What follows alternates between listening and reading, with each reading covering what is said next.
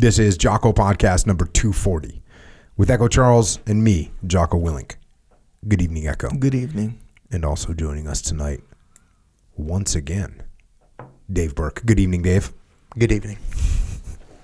All right, last podcast, which was podcast 239, in case you couldn't subtract one from 240. And I suppose we should give out some kind of shout out to the 240 Golf. I don't know why, but we should. Shout out to all you machine gunners out there that ran that 240 Golf. Last podcast, 239, we covered the first edition of Combat Lessons, Rank and File in Combat, what they do and how they do it. That was number one. And, you know, to be honest, when I got done with that one, I said, that's cool. There's more of them. And I kind of thought to myself, how many combat lessons are there, right? And then I remember this is 240 podcasts worth of combat lessons. Yeah. But I was leaning towards, hey, probably not going to cover more of these things because there are more of them. And then I started reading number 2. And as I read number 2, kind of out of the gate, section 1, which is called leadership. And you just start reading it. And before I knew it, I couldn't stop. And there's more lessons, more perspectives, more angles, more knowledge to make us better. And I was really coming at this one. I was really thinking about life a lot, all aspects of life. And I think it's the opening of this that gave me that sort of mindset going through it. I was thinking about life. The parallels are everywhere. All right, let's go to the book. And I think, Dave, coming out of the gate, you're going to realize why I got so sucked into this thing just out of the gate. So the first section, like I said, it's called leadership. And then the first subsection is leaders versus inertia. You had me at inertia, as they say. Lieutenant Colonel R.E. O'Brien, cavalry observer with the 5th Army in Italy. Here's what he says. In spite of the fact that I observed many interesting things in the practice of tactics and technique, still the one lesson that stands out in my mind above all others is the one that is so well known by military men that its statement here amounts to little more than a platitude. I mention it, however, because it had such a profound effect upon me. That lesson is the importance of and need for adequate leadership. So, cool. I got through that fine. I wasn't quite there yet. And then I read this. The effect on most men of the impact of battle is to cause them to want to do nothing. A determined effort must be exerted to accomplish even simple tasks, and men are likely to neglect duties which they know must be performed. So think about that. Right out of the gate, right there. The effect of men in battle is that you're going to want to do nothing. And again, this is why I was talking about how this started making me think about life a lot. Think about that when it comes to life. How many people are just drawn towards the easy path, not doing what you're supposed to do, duties that you know must be performed, but you neglect them. Yeah.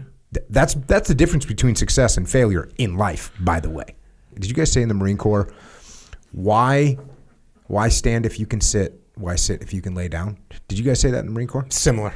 What'd you guys say? I'm trying to think of the phrase, but it's the same alignment of like, why do this when you can just do that? I can't remember exactly what we said, but as soon as you said that, I know you were saying, I was a little thrown off by the title because you said leadership versus inertia. And I was thinking to myself, leadership kind of creates inertia. And when he's saying stand, and the people who follow like Newtonian physics are going to laugh me out of the building.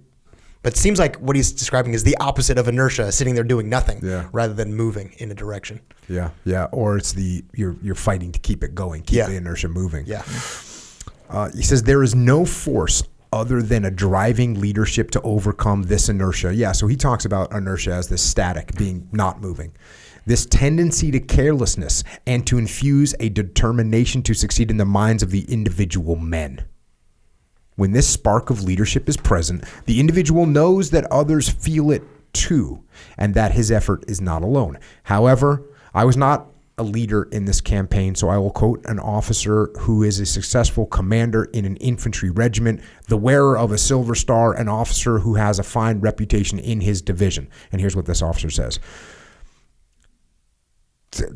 tell your people when you return that the hardest job they will have here is getting things done.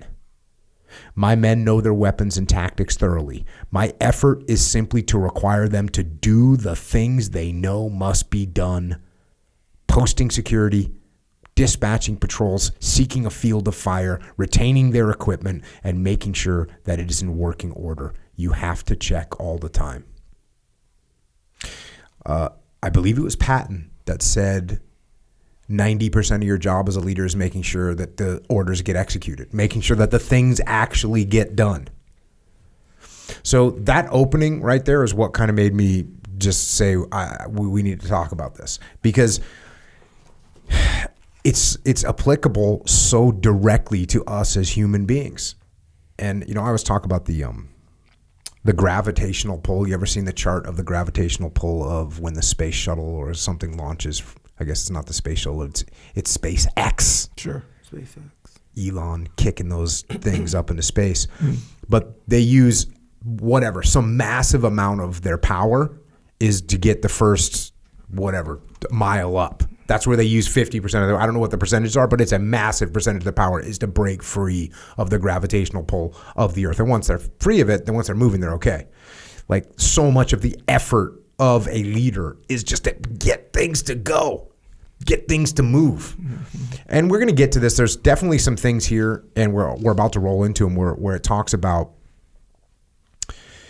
so much reliance on the leadership, and in certain situations, you can see them leaning towards a micromanagement, hey, if I don't make this happen. But in other parts of this book, they start talking about how the way that you're going to win is through individual efforts and individual leadership. So you get into decentralized command a little bit later, but I think it's one of those dichotomies.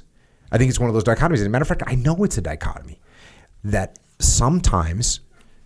The phrase I used to use a lot, and I used it a lot on this podcast, was force of will, right? Hey, as a leader, I'm just going to make this happen. There's going to be a force of will. We are going to win this thing. We're going to go. I'm going to make this happen. And that's what he's talking about here, this force of will that you have to exert to make things happen, even things that people know they should do. Next section, discipline. So right out of the gate, we're talking leadership and discipline. I was in there. The key to success in combat. Commanding General, in a personal letter to Lieutenant General McNair. I would like to mention a few things I consider important in getting any prospective units ready for duty in Southwest Pacific. The first of all requisites is discipline, with a capital D. I refer to discipline in all its phases: water discipline, malaria discipline, personal appearance, military courtesy, the wearing of the uniform, personal and collective sanitation, carrying out orders in general, assumption and proper discharge of responsibility throughout the chain of command, etc. There is an inclination for men as well as some officers to go native in the tropics, to let down mentally on material and spiritual values, so discipline is especially needed here. Needless to say, I consider an aggressive offensive spirit always goes hand in hand with good discipline. So that's one of those things where, we're talking about imposed discipline in some ways there, right? You make sure your weapons are clean. Make sure you're cleaning yourselves. There's a whole list of things. Make sure you're drinking water. Make sure you're cleaning your feet. Isn't that a weird one?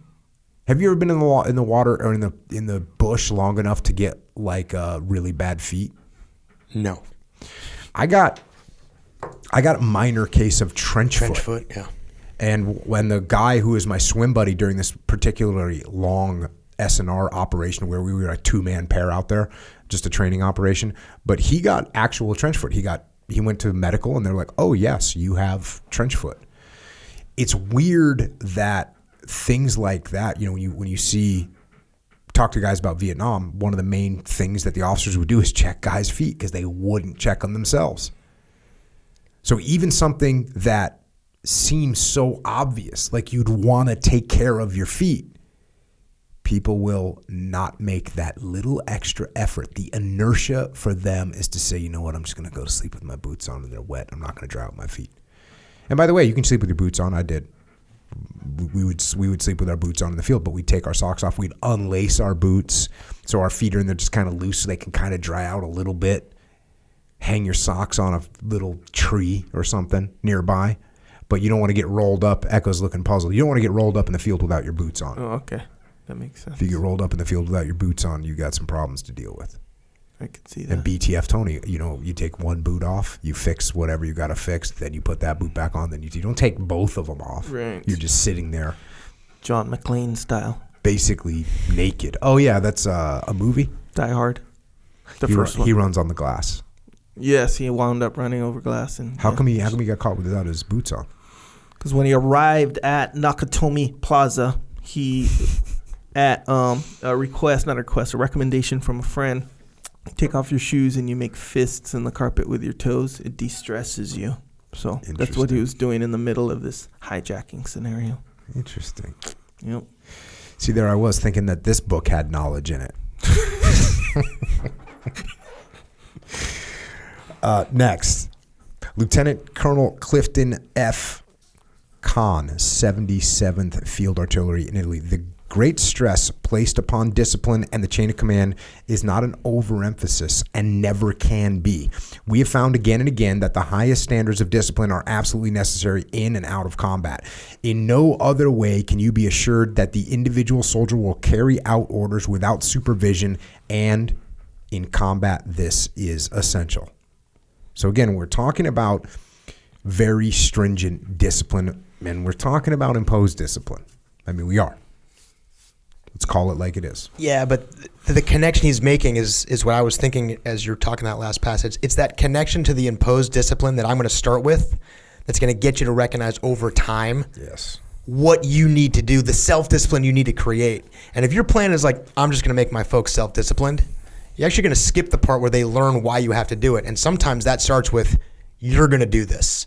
You can explain it, but you asked me if I ever had immersion foot or trench foot. I never spent enough time in the environment to have to deal with that. But I'll tell you, my very first forced march, which was a 5-mile forced march, like a very short forced march at Officer Candidate School in 1991, we stopped 50 minutes into it. We all changed our socks.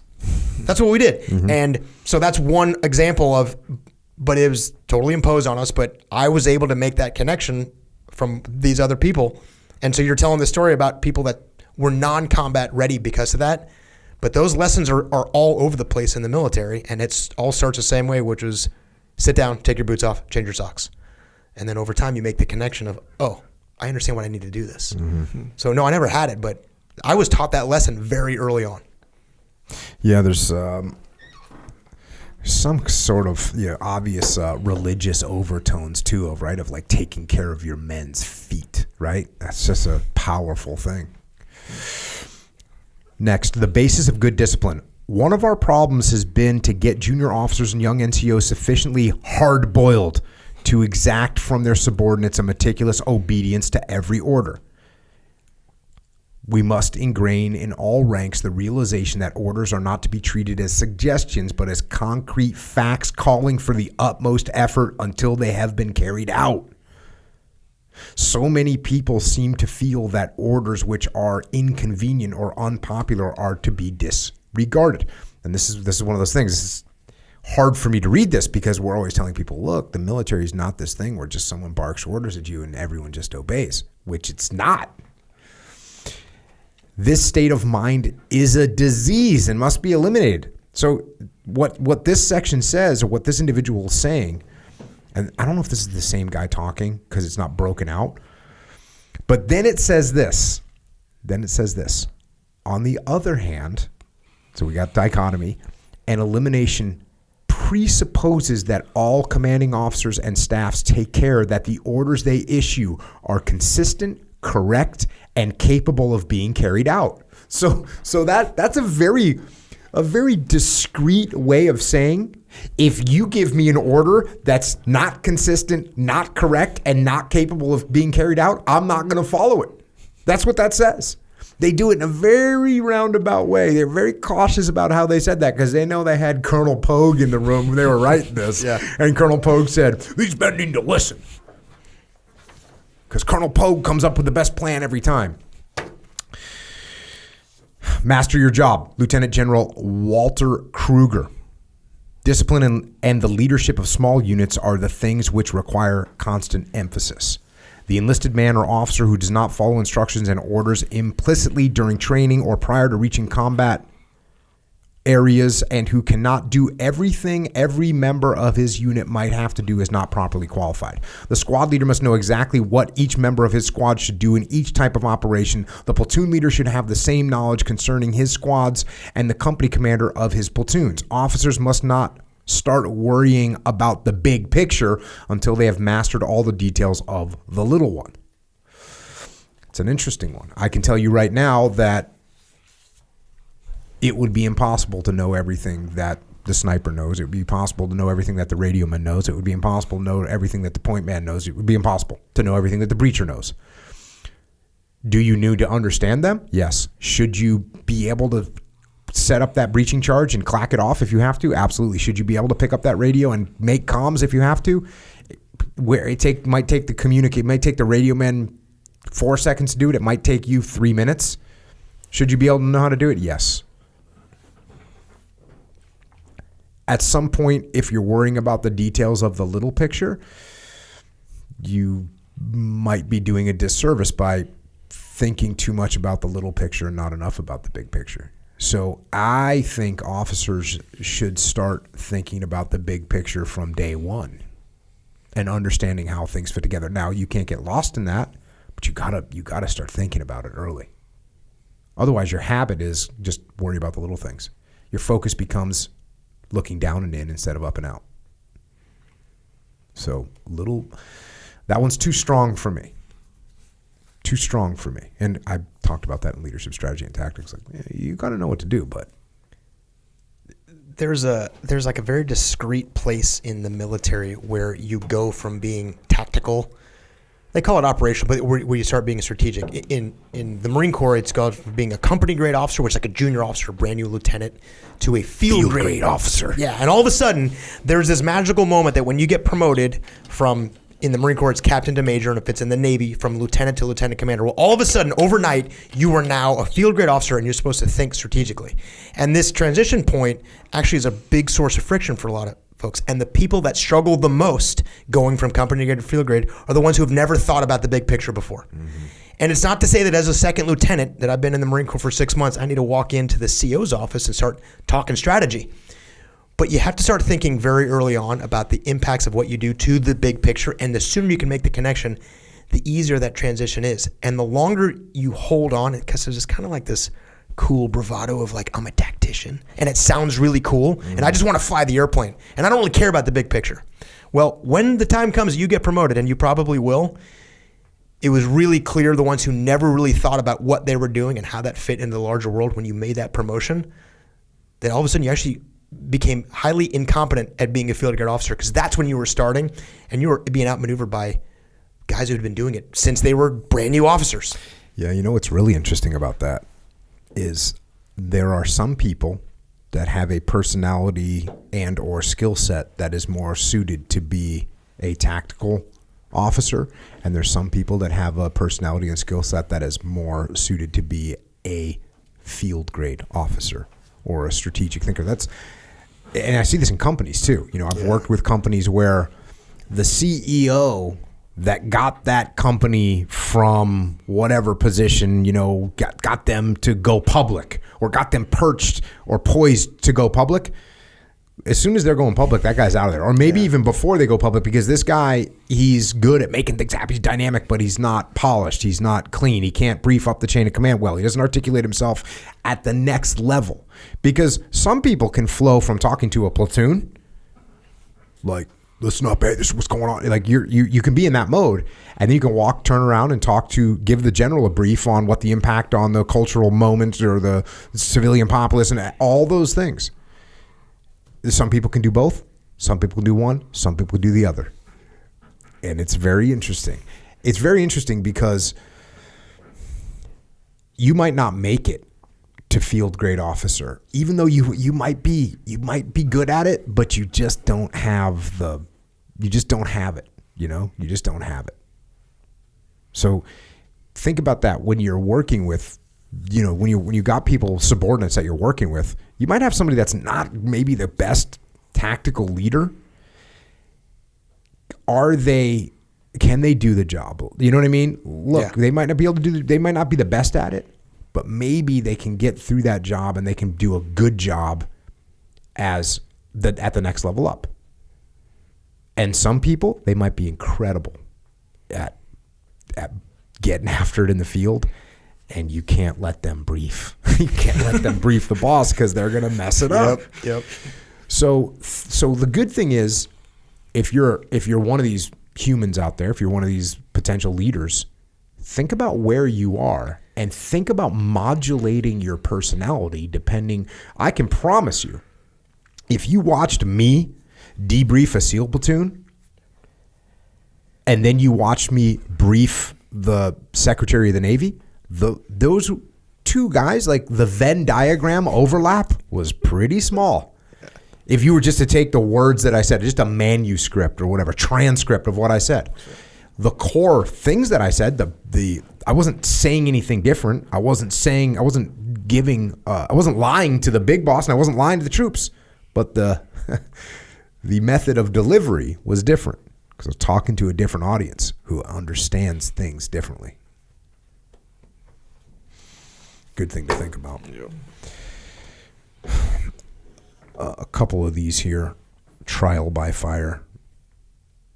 Trial by fire, there's incredible stories inside these books about what men do, and they're definitely worth looking. This is another one from, we read one from this last time. This is from the Battle of the Attu Island, which is those Aleutian Islands up in Alaska, fighting the Japanese. This is a citation. The company led by Captain Thomas B. O'Donnell was thrown into confusion by the strafing of hostile airplanes while it was forming to attack under heavy enemy ground small arms fire. Seeing the immediate need, Captain O'Donnell moved from squad to squad, restoring order, and then led his men to the assault, during which he received a severe wound in the neck and shoulder and was evacuated. 3 days later, upon hearing that his company was again scheduled to make an attack, he insisted upon returning to the fight, although weak and suffering severe pain from his wounds. He led his company in attacks on the enemy until 5 days later, when he was mortally wounded while moving about in advanced positions, encouraging his men.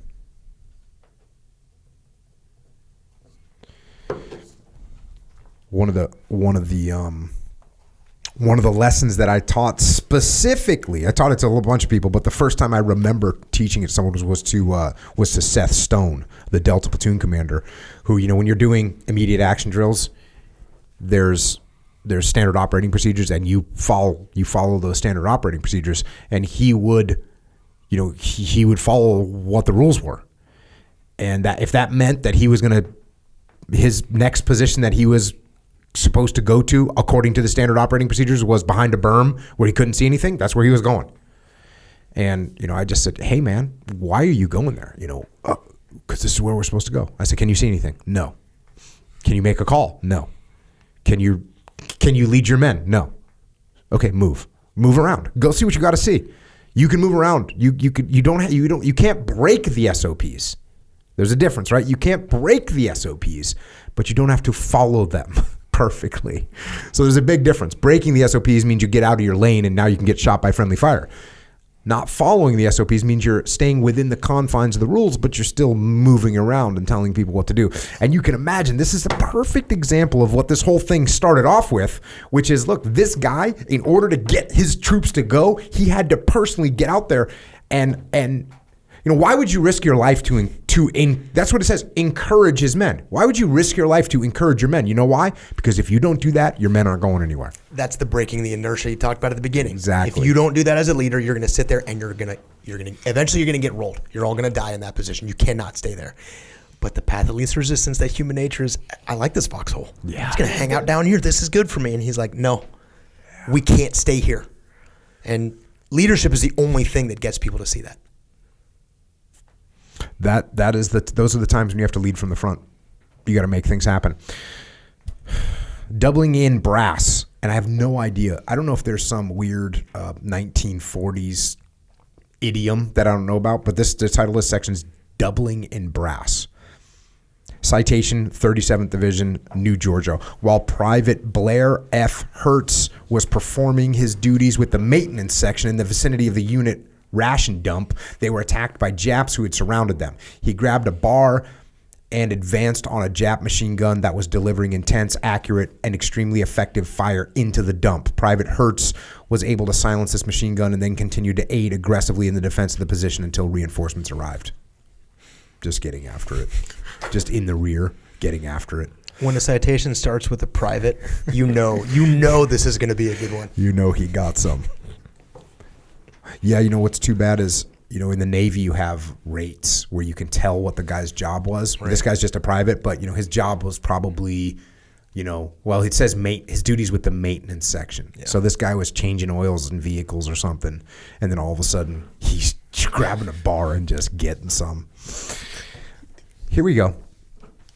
Dichotomy of leadership. Oh, no, sorry. This section isn't called that. It's called something else. It's called Be Brave Intelligently. Mm-hmm.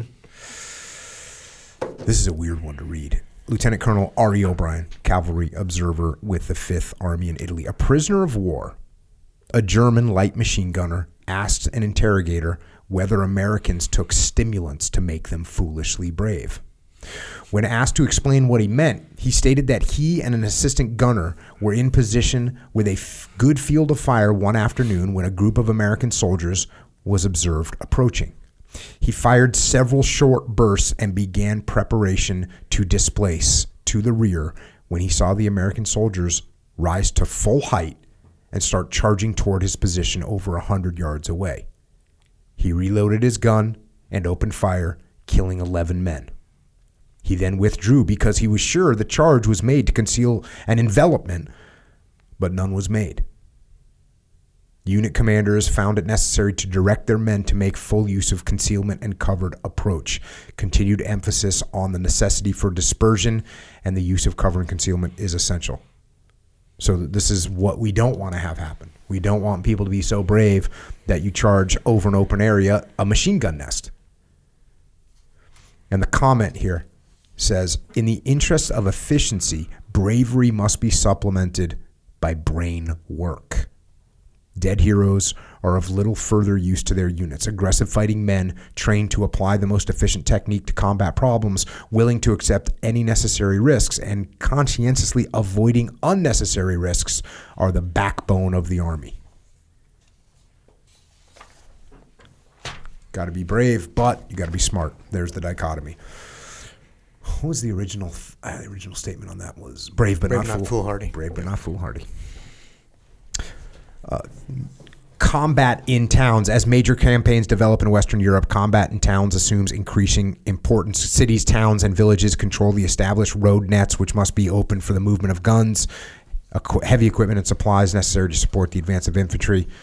Combat in towns will often be the key not only to our successful advance, but to successful defensive actions. Just talking about Mount in 1944. Attack of towns. Captain W.E. Harrison, Parachute Infantry, Italy. The theory of attack of a small town or village is to work groups around the flanks, cut the retreat, and move in with patrols. In this hilly country, however, we have found that where there is any high ground behind the town which dominates both the town and the line of retreat, the best way is to work the entire force around the town under cover, seize the high ground in the rear, and firmly establish ourselves with 60-millimeter mortars on that dominating high ground. We take enough food and ammunition to last us 24 hours, and the Germans usually pull out during this time. From our position, we can prevent reinforcement and inflict heavy losses on them during their withdrawal. So we're flanking people, and we're taking high ground. I didn't think of anything new.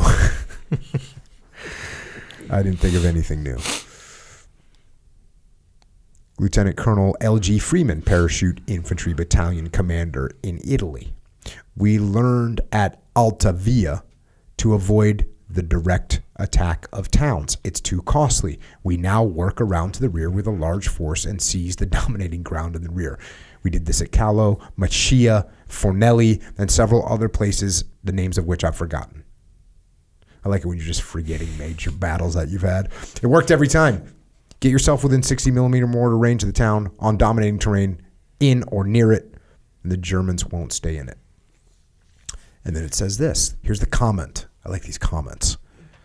The fact that the Germans have been known to withdraw without a fight from towns in the rear, of which we hold dominating terrain, does not necessarily mean that such will invariably be the rule. However, this possibility, plus the fact that the seizure of such high ground will greatly facilitate any subsequent attack on the town proper, suggests that commanders should give serious consideration to these tactics where the terrain permits. It also should be remembered that if such high ground is held by the enemy, our attack on the town proper will invariably be costly and the town itself untenable. That's how important high ground is.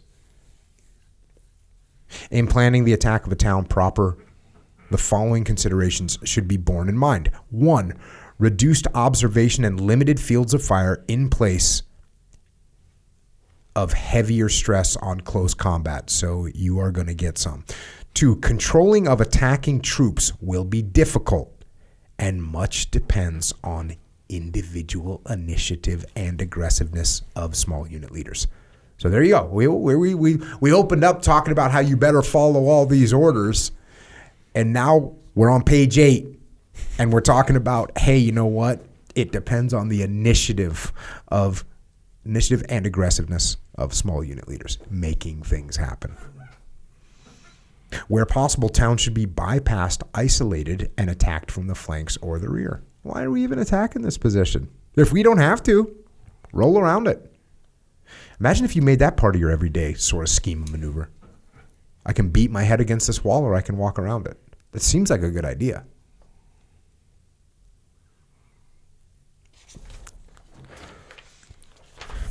At least it seems like a good idea to me. I don't know. Echo's over there shaking his head like I'm an idiot. A lot of times when you say every, you use those, what do you call those words that are real like... Real permanent. Yeah, like do that in everything, Every time you say that, I think I get triggered. I took some heat off of it by saying it seems like that would be a good thing to do in part of your everyday plan. Yeah, then that's what kind of triggered me, though, to think like of all the things that it probably or maybe wouldn't work. Yeah. I don't know. Would you treat your workouts like that? Let me sidestep this workout, maybe flank it. You're on dangerous ground right now. Yes, sir. Going at it. You're potentially right about that one. I'm just saying, usually when it comes to workouts, I'm going to smash the workout. Yeah. Let's face it. I'm going to go head on. You're going full frontal assault. Yes, sir. Well, I would think so. Anyway, unless, I guess it depends on what you mean by flank. Like, I guess you could flank your initial feelings about the incoming workout if you don't feel like doing it. You could maybe maneuver that way. Maybe. But, yeah, maybe not. I don't know. Maybe just direct assault, workout, smash it, get it done. I like it. There are times. So maybe not everything in life, Maybe not everything. Yeah. But maybe if you're dealing with other people, it's a good call. Yeah, that could be the case.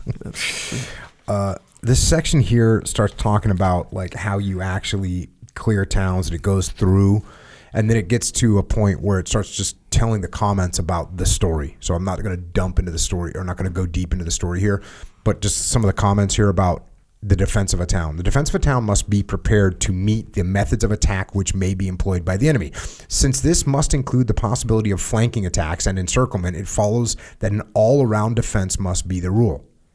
The following points, not covered in the experience quoted above, which is the one that I didn't read, which is why you should read these things yourself, should be borne in mind in planning the defense of a town. 1. Avoid, if possible, placing principal centers of resistance close to landmarks or at the edge of a town where the enemy adjustment of artillery or mortar fire will be facilitated. Positions either outside or within the town should be chosen. And I read this whole section to read this, and it's something that we talked about the other day on EF Online. And I don't know if you were on the call when I talked about don't give away your position? Yes. Yeah. Totally. I went into a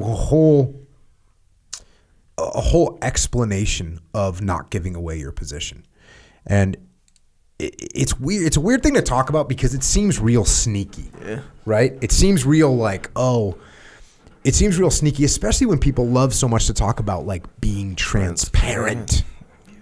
But here's the deal. If you have an idea, Dave, and I have my own idea, if I just put my stake in the ground and say, my idea is this, I'm giving away my position. Now, if we were going to go attack an enemy outpost, I would do everything I possibly could to avoid giving away my position. Because once I give away my position, well, now you know where to attack me on. So what I would rather do is listen to what you have to say, let me understand what your position is, because then it allows me to maneuver and change my position. And also, if you're an offensive person and your ego's out of control, as soon as you see my position, guess what you're going to do? Attack it. So I gave you my position. Now you're going to attack it. And now what do I do then? Dig in. Now what do we have? A standoff. We have extra casualties we don't need. So why am I giving away my position when I'm having a conversation? And it's one of those things. It sounds so manipulative, right? But then I took it a little bit further on EF Online. I said, this is the facts. The reason I don't give away my position is because I don't actually have one. I'm not rolling in there thinking that I know everything. I'm thinking I may have some ideas that you might be able to calculate and estimate, approximate where I am, but I'm not going to go in there and say, Dave, I believe this. Because not just because I want to hide it from you. That's not why. It's because I actually question my own beliefs. I actually am not looking at you thinking I know the best thing to do. I've got some ideas, but you can't lock down my position because I'm not going to stay there. I'm not digging in. Being transparent, this authenticity, doesn't have to be in opposition to what we just described either.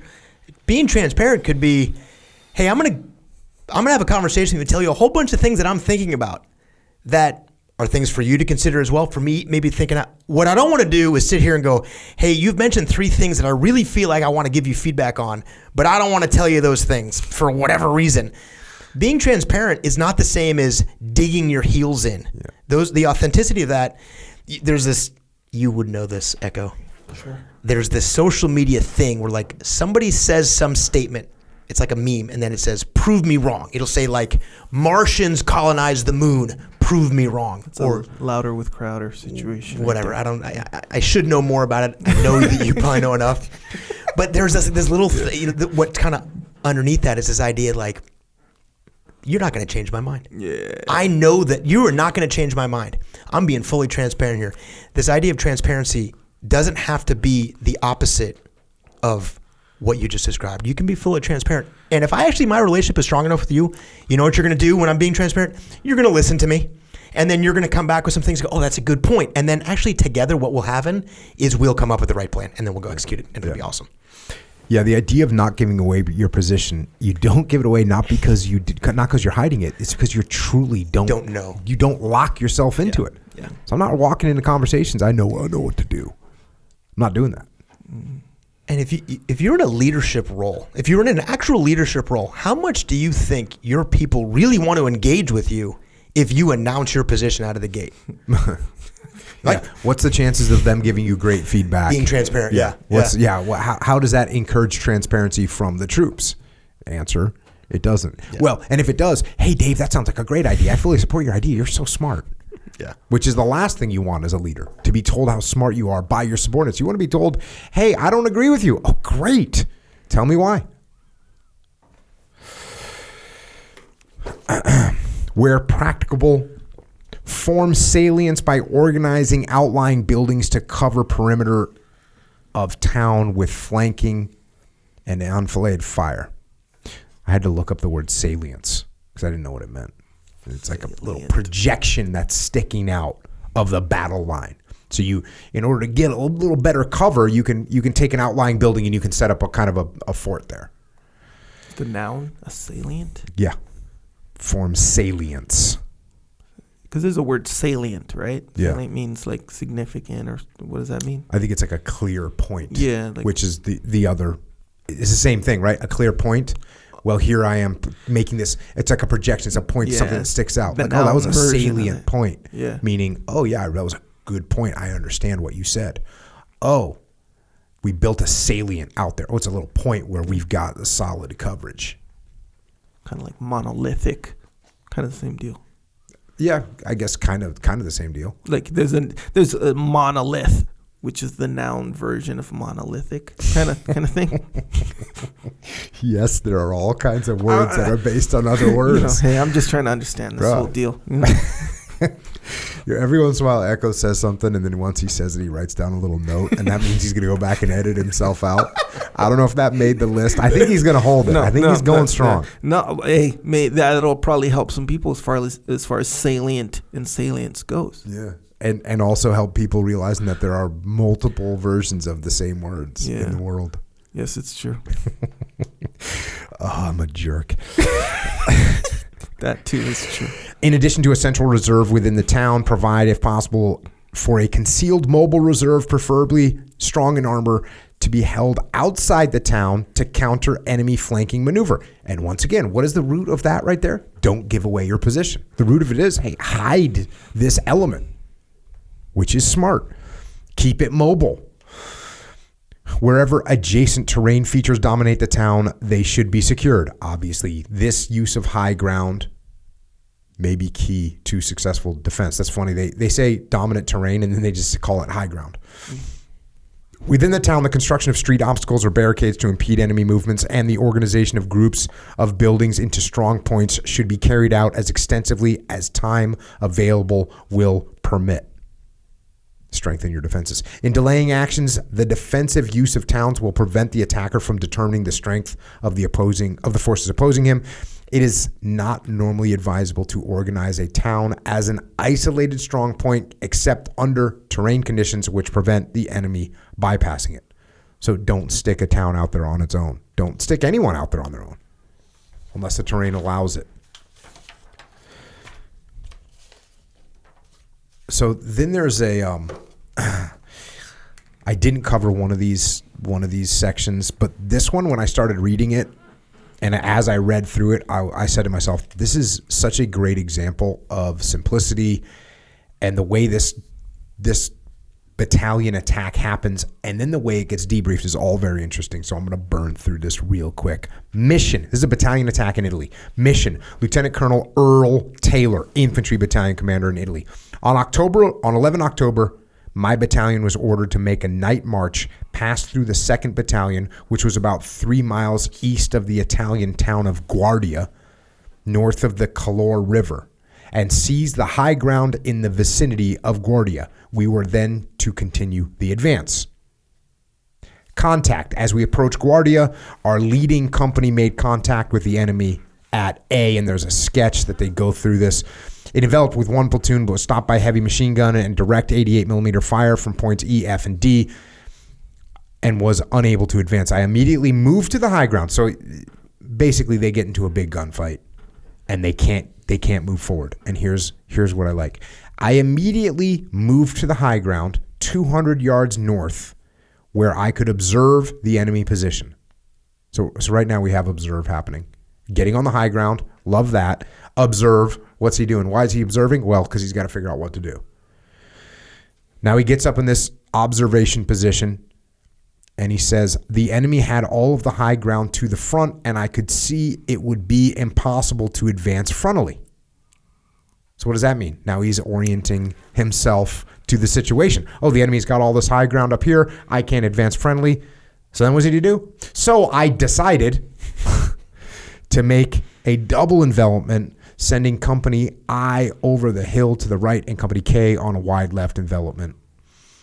Contact was to be maintained visually. So there's the action. It's actually happening. So he goes through the OODA loop in like 4 sentences, which is totally legit.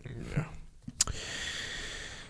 Base of fire. 5 tanks were available for the attack, realizing that the tanks could not move down the road to Guardia, which is the only tank approach due to the streams and high mountains. And because the enemy had 88s and armored cars at F, I decided to emplace the tanks along with my 8 heavy machine guns and 6 81 millimeter mortars as shown in the sketch.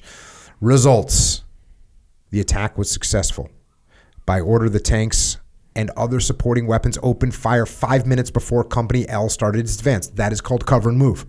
We got tanks and supporting weapons firing, and then Company L starts their move after 5 minutes. 15 prisoners were captured, 25 enemy killed. Our casualties were approximately 10 killed and 15 wounded, which when you think about the assault on in an urban environment, you're going to take some casualties, and those are certainly some casualties, but those are not as bad as you might imagine going into a city when you consider the fact that if you don't know anything about urban combat, one enemy with a machine gun can kill dozens and dozens of troops.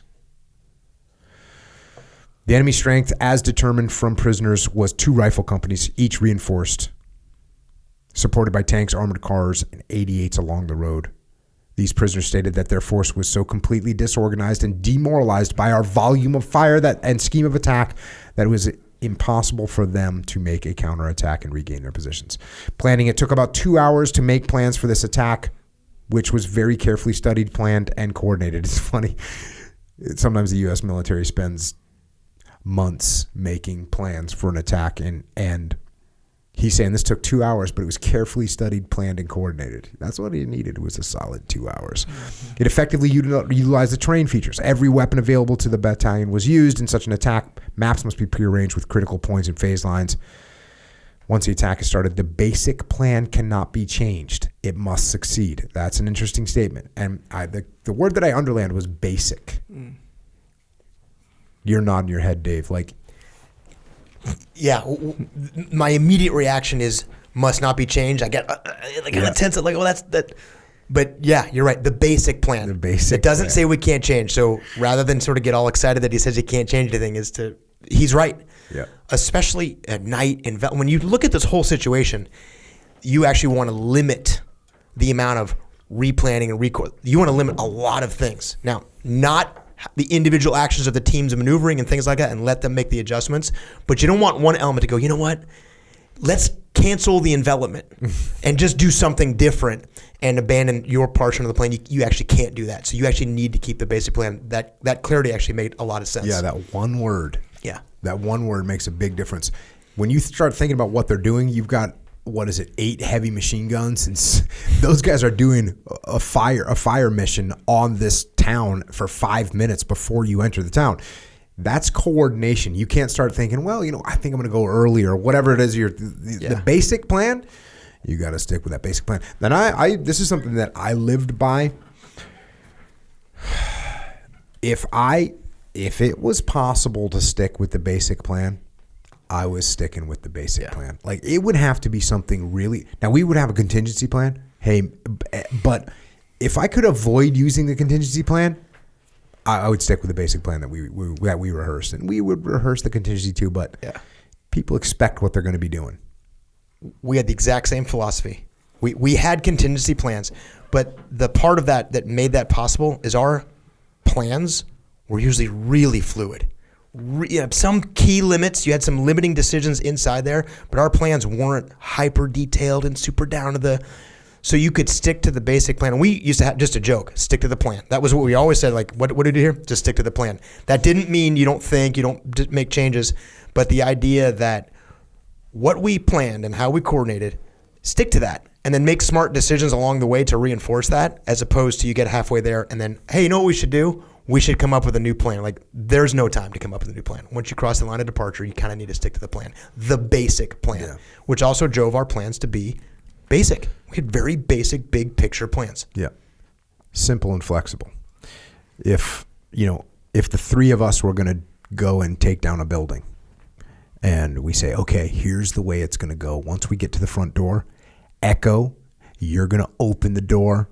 Dave, you're going to go left. I'm going to go right. And then Echo, you're going to go left. And we go, okay, go. And we rehearse that 10 times. I promise you that as we approach that building, there's going to be a civilian in the front yard that Echo's going to have to deal with, and all of a sudden that whole plan's out the window. So you can't go to that level of detail, and you definitely need to have flexibility there. But the basic plan of, hey, we're going to approach the building, totally, that's not going to change because we know where the fire support is, et cetera, et cetera, et cetera. Estimating the situation and planning should be emphasized in training. Comment, and I found this interesting too. This account is a good example of fire and movement on the battalion. I have no idea. I guess I got it from Roger Hayden. Why I use the term cover and move instead of fire and movement, because of the same thing. But same thing. Cover and move and fire and movement are the same thing. This account, at least as far as I know, am I missing something? I don't think so. We use the term fire and maneuver. Yeah. I mean, that was the one element moves, one element covers, and I think it's synonymous. Yeah. However, it should be pointed out that a double envelopment is a rather ambitious scheme of maneuver for a single battalion and should be used with caution. And I loved seeing that because what you're talking about, Echo Charles, is you're talking about a double envelopment. You're basically surrounding a target, which means you got good guys on the flanks of bad guys. Mm-hmm. And if you start shooting at the bad guys in the middle, you can shoot yourself, and it's really problematic. The thing about this, and there would be occasional SEAL platoons that would go, oh yeah, we're gonna just surround the target. It works when nothing goes wrong. It works when the enemy doesn't start shooting. It works if you have, on the positive side, it works if you have a terrain feature that prevents friendly fire, which is possible. You can have a ravine that allows you to be in a certain position. But when you do these battalion-sized operations, you're actually getting out of you should be moving outside the range of your own weapons, which is what the goal is, right? We're really far away. And as long as we are shooting our weapons at the enemy, there's a very small chance that our weapons are going to hit our friendly forces. So be very careful about double envelopment. And same thing with going to an enemy's rear. Like if you're going to do that, well, then you've got to pay attention to how that's going to work out. It is a lot harder than it looks. No mention is made of the constitution of a reserve force. Such a reserve must be retained under the control of the commander to enable to counter unforeseen enemy reaction as the attack progresses. Troops committed to a plan of action cannot be considered as available for this purpose. The division of the battalion into approximately 3 equal attack forces is open to criticism, but it worked in this case. A scheme of maneuver should include a determination of the direction of the main effort, and the preponderance of the force should be available to support this effort. Here's an interesting story.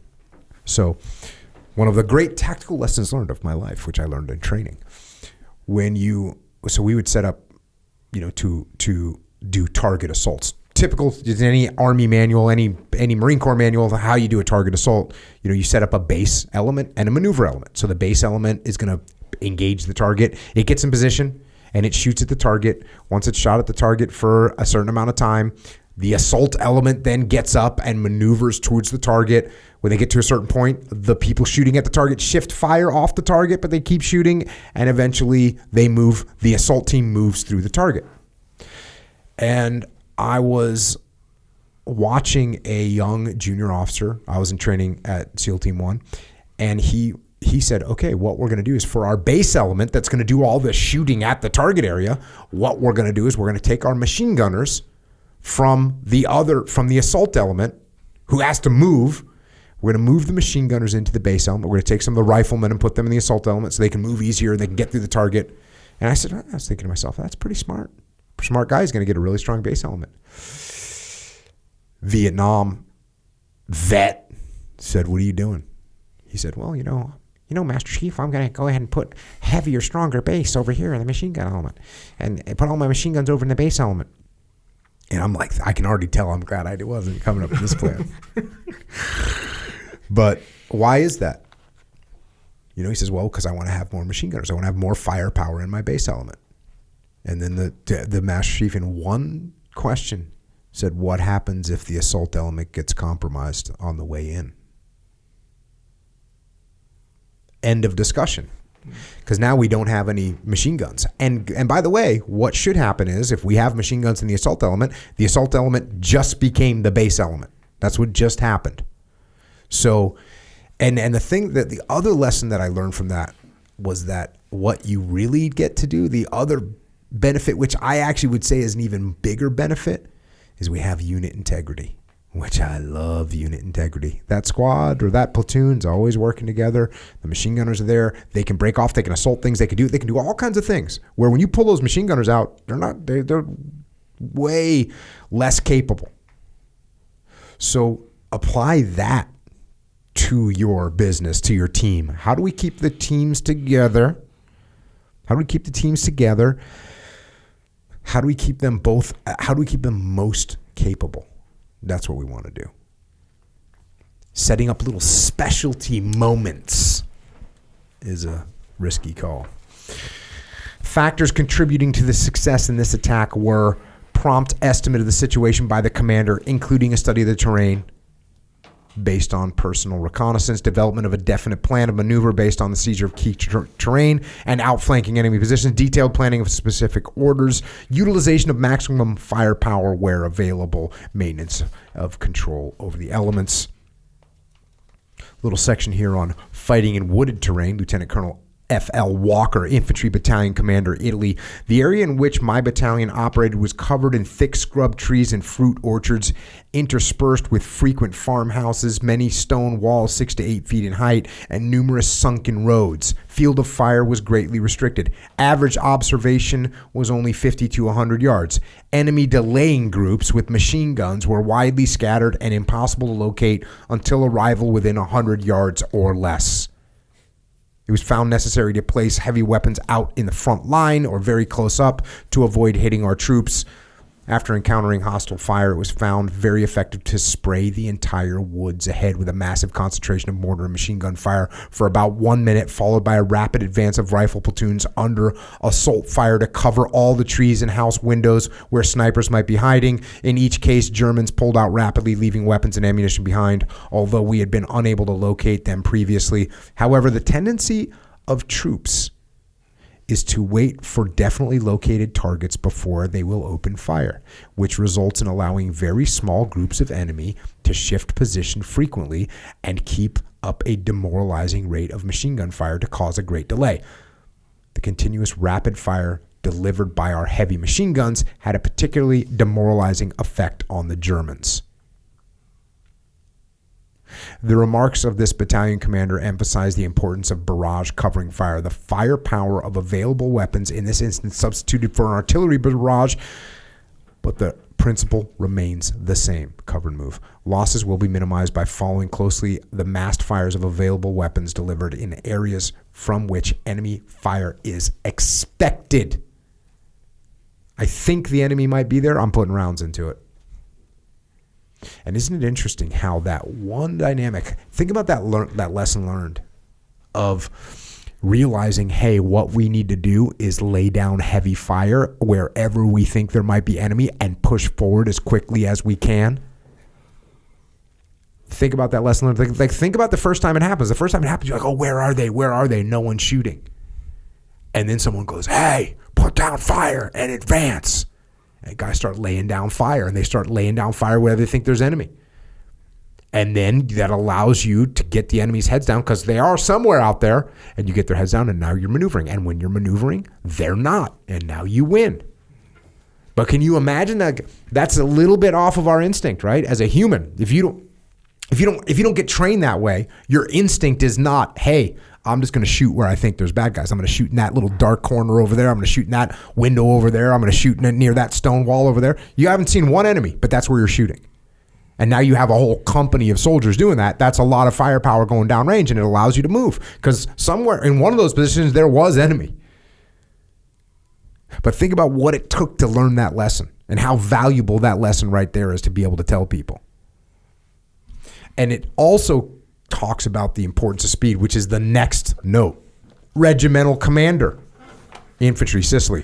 I believe that the individual soldier now realizes that a relentless, steady advance saves casualties, and that he is now imbued with the knowledge of the importance of speed. Every man in this regiment is firmly convinced that the speed of our recent operations saved us from huge losses. Down to the lowest private, the feeling exists that we would still be at Canisaudi if we had not pushed the enemy off balance and kept them that way. You know, how often are we sitting there waiting for the perfect plan, the perfect whatever, when what we should be doing is moving? Right? You want to just bring this down to working out, Echo Charles, since that seems to be your main, topic for the day. What all right, yeah, cool, yes. So let's look at two options. One, all right, what I'm going to do is I'm going to go and research on the internet, what the max time under load I need to do for this particular workout, Time right? under tension. Time under tension. Blah, blah, blah, blah, blah, right? But come up with my periodicity for Periodization. my periodization for my workouts, right? All these things that you could spend 2 hours researching and then writing and mapping out, or you could go do a bunch of clean and jerks. Just go, yeah. There is an advantage to doing clean and jerks. Look, I'm not saying you got to be an idiot. No. Yeah. But there are some positive things to just going and keeping moving and firing where you think it might. Hey, I don't know about the internal bicep head or whatever, the brachial head of the bicep, which I know you probably got some little high-tuned long exercise head and short head. Yeah, there you go. So you do certain types of curls with the easy bar to hit that target, right? Okay. Yeah. Whereas you could just say, hey, let's face it, go do some curls, right? Yeah. Yeah, actually, you're right. I actually agree with you 100%. I agree with that philosophy in working out, yeah. I mean, there's a couple of things you want to know. Otherwise, you're just kind of, moving around with no specific direction, which, teach their own. But, yeah, I think that actually is a very good analogy. You sort out, what am I trying to do here?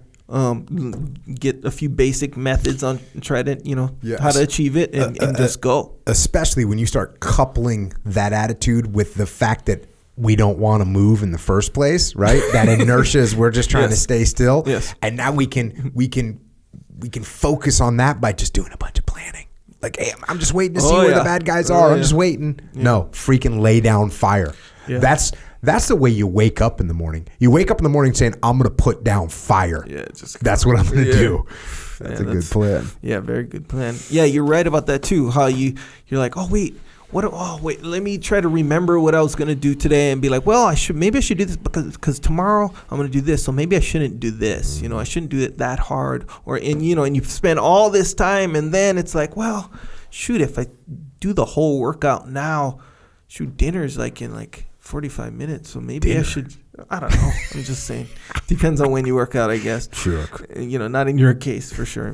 Maybe a breakfast or whatever. But, yeah, then you're like, that's 45 minutes. That only gives me 10 minutes to warm, or 1 minute to warm up. And maybe, I might as well just do this tomorrow. That way I could get the whole thing done. You see what I'm saying? Then, yeah, bro, all that planning, not only did it not, a lot of that not matter. Meanwhile, weakness is winning in your body. Weakness is winning. Man, and then there's that. Trying to avoid. Yeah, is that, I think it was you who talked about, I don't know, whatever. But yeah, when you let the weakness creep in, you give that weakness a precedent, so the weakness is sort of like, I kind of sort of proved my presence kind of thing. I was talking about this on EF Online the other day. I've been doing this lately in my head. So, and I haven't quite figured out what this means, but I know it's been very functional. When you have an option of doing a bad thing or just not doing the bad thing, that reaction of just not doing the bad thing isn't strong enough. I've actually been trying to do something good.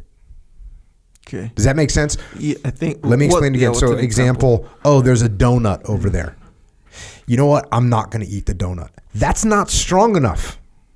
Not only am I not going to eat the donut, I'm actually going to go and do 20 burpees. Yeah. And it doesn't even have to be that extreme because guess what? You're working or whatever and you're just like, I just want to have a donut. No. I'm not going to eat that donut. And you know what I'm going to do? I'm going to go and get my desk cleared off right now. Yeah, kind of on top of that. Yeah, doing something actually proactive to crush. Yeah. To crush that weakness, the precedent. weakness that's wanting to grab. It's like if I says, hey Echo,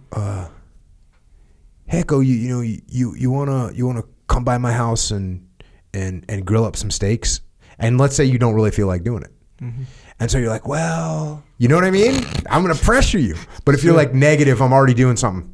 I'm like, okay, that case closed, right? Case closed. You already won. Yeah. So I'm just saying, going a little bit harder at the weakness is a little trend I'm in right now. Yeah, that works. I mean, it depends on what you mean by works, but that's a good move. That's like, I'm about to Like, okay, I have burpees. At the end of this workout, I finished the workout with 100 burpees, we'll say. I'll be like, man, that workout was pretty solid. You know, I don't know about those burpees. You know, we'll do those burpees another time. We're going to skip the burpees is what we're going to do. And then it comes time to skip the burpees. You're like, you know what? No, 150 or 200 now. Just for thinking that, you know? See? Oh, yeah. You're going hard on weakness. Yes. I think that's a positive thing. I think you're right. I'm going to start, like, this ties in for me. I'm going to start laying down fire. Now I'm going to start being even more proactive. I start seeing weakness, I'm laying down fire. I'm putting some mortar rounds on that stuff immediately. Yeah. What'd you write down, Dave? I think we went so far away from what I wrote down. I'm not sure I can bring us back. We're talking about burpees and bicep curls, bro. You talked about bias before, so actually there might be a little connection here if we think about it for a second. You were talking about, well, you actually weren't talking about bias. I had the word bias in my mind. When we had a plan, hey, we're going to go into the building, you're going to go to the east stairwell, you're going to go to the west, and hey, that might not happen. We might have to do something different. We used to brief on missions, these general missions, like, hey, all things being equal, I want you to bias to the south. And if, we get additional pressure, you're going to be the element that biases to the south. Now, look, something may come up where you can't do that, and that's fine. You may go to the north.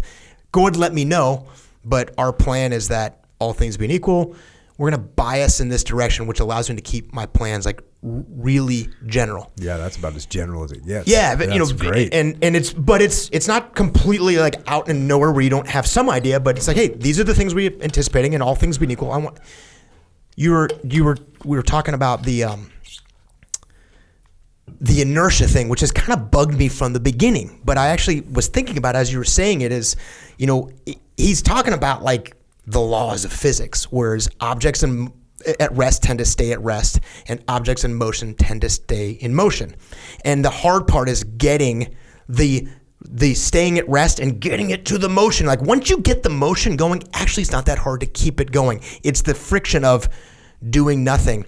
And it's that connection. You like you said, I know you didn't invent it, but this idea of default aggressive, this bias for doing something is the hardest thing to get, which is the natural bias of doing something. And when you made that comment about when I see weakness or I feel weakness, the natural bias is, oh no, I'm not going to give in to that weakness. I'm going to do nothing, which everybody's like, that's the win. And you're like, no, actually that's not the win. The win is not to do nothing. Now, is it better than eating a donut? Yes, but we're not here to just not eat donuts. That's not the game we're playing over here. The game we're playing is just not to eat the donuts. And he started, the very first thing is leadership versus inertia. It's that, how hard is it to get the movement to do something? But once you have that bias to maneuver, and that starts, it's not that hard. It actually gets easier every single time. So that's my connection to things you were saying. And yeah, I'm going to let you guys talk about what it is you talk about. But that's what I was thinking about, is that what that bias really means. To tie back to the very first thing that I kind of thought about was like, hey, what's he talking about? Because I was thinking inertia is movement. Mm-hmm. Inertia is not movement. It's just the state that you're in. Inertia could be doing nothing. And that's what he's talking about, is breaking out of that and the bias to move, which is the most challenging thing. Yeah, I talk about pushing a train, and I'm always like, hey, if you're going to push a train, the first, getting that thing to start moving is the hardest part. And you start pushing, you push, and it eventually starts to move a little bit. And then you get to a point, if you keep pushing that thing, where you can actually like grab onto the railing and hang on for a second. It's just going to keep going.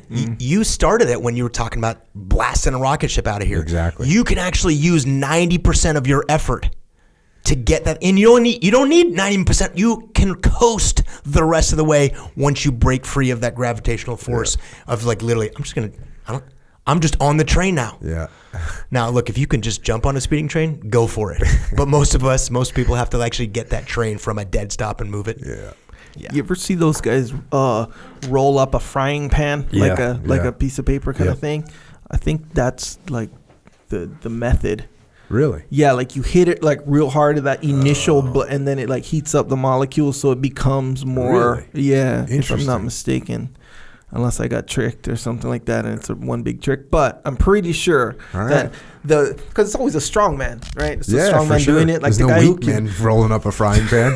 I'll tell you that much. It's usually like a feat of strength stunt scenario. I wonder if it's like you're seeming to bring it to some sort of molecular level, which I'm not sure about. That was the explanation.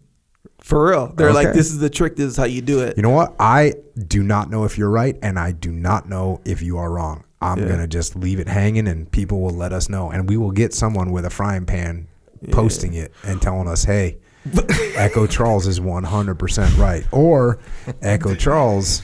Some bro science. The most likely outcome of this is neither of those. It's, bro, Echo talking about frying pans when we're talking about combat.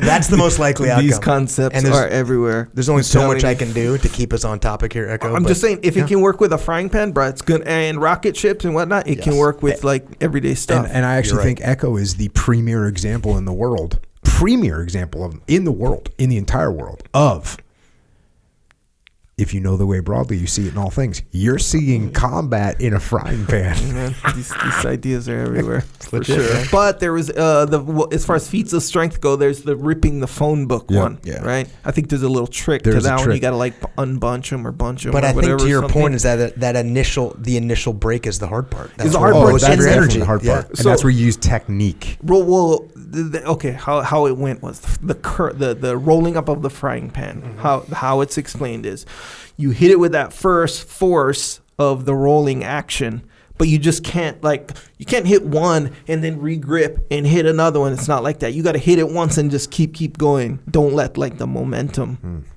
stop, because the molecules are still heated up for that moment. It makes it more malleable or whatever. That's how it was explained to me. All right, we're gonna look up. You're going out on a limb. I like it. You got no problem taking risk. I like the way you roll. Next one, the herd instinct. Major Robert Wilson, observer with the X division. They don't name the division in Italy. Our troops. Echo's taking a note. Maybe he's considering that's getting edited. Oh, you're going strong today. All right. All good.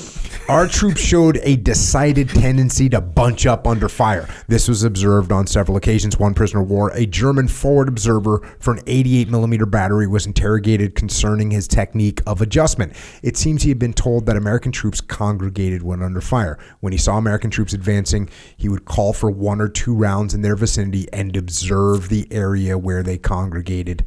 Fire was then shifted to that area. The prisoner stated that he had conducted very effective fire in this way on several occasions on Italy. Don't bunch up. Not good. Don't bunch up. Leadership strategy and tactics talked about this from a leadership perspective. Let the leader lead. You don't need to jump in there and crowd the leader. Everyone, get in there. Let me tell you my opinion. It's like, listen to what the boss has to say. If he wants some suggestions, give it to him. Don't crowd. Don't bunch up. Base of fire, Lieutenant Colonel J.M. Finn, Infantry Battalion Commander. It was found that so long as Japs could keep us ducking from aimed fire, their position remained secure. But once the Jap was made to keep his head down and the Americans could get to his feet and attack, it was merely a matter of walking up to the position and tossing in grenades. To make this possible required the coordination of fires down to and including the riflemen. It is important that commanders and leaders realize this. Otherwise, troops will remain down when it is not necessary. It's so amazing. It's so amazing. Cover and move, teamwork. Down to the lowest level. Yeah. And I just said teamwork, and guess what the next section's called? And I did not look at this. The next section is teamwork. We would have a rifleman point out a pillbox using tracer ammunition. Then a 37 millimeter gun would take them under fire with high explosives. Oftentimes, the pillbox crew would attempt to evacuate to a safer place, and the light machine gun would mow them down. Isn't it interesting when we talk about teamwork and we talk about cover and move? The reason that it is such an incredible metaphor is because if you don't cover and move, you don't win. It's as simple as that. If you don't have one element that's shooting at the Japanese while the other element is walking up, if you don't do that, you lose. That's what happens. You lose. If you do that, you win. If you work together as a team, you win.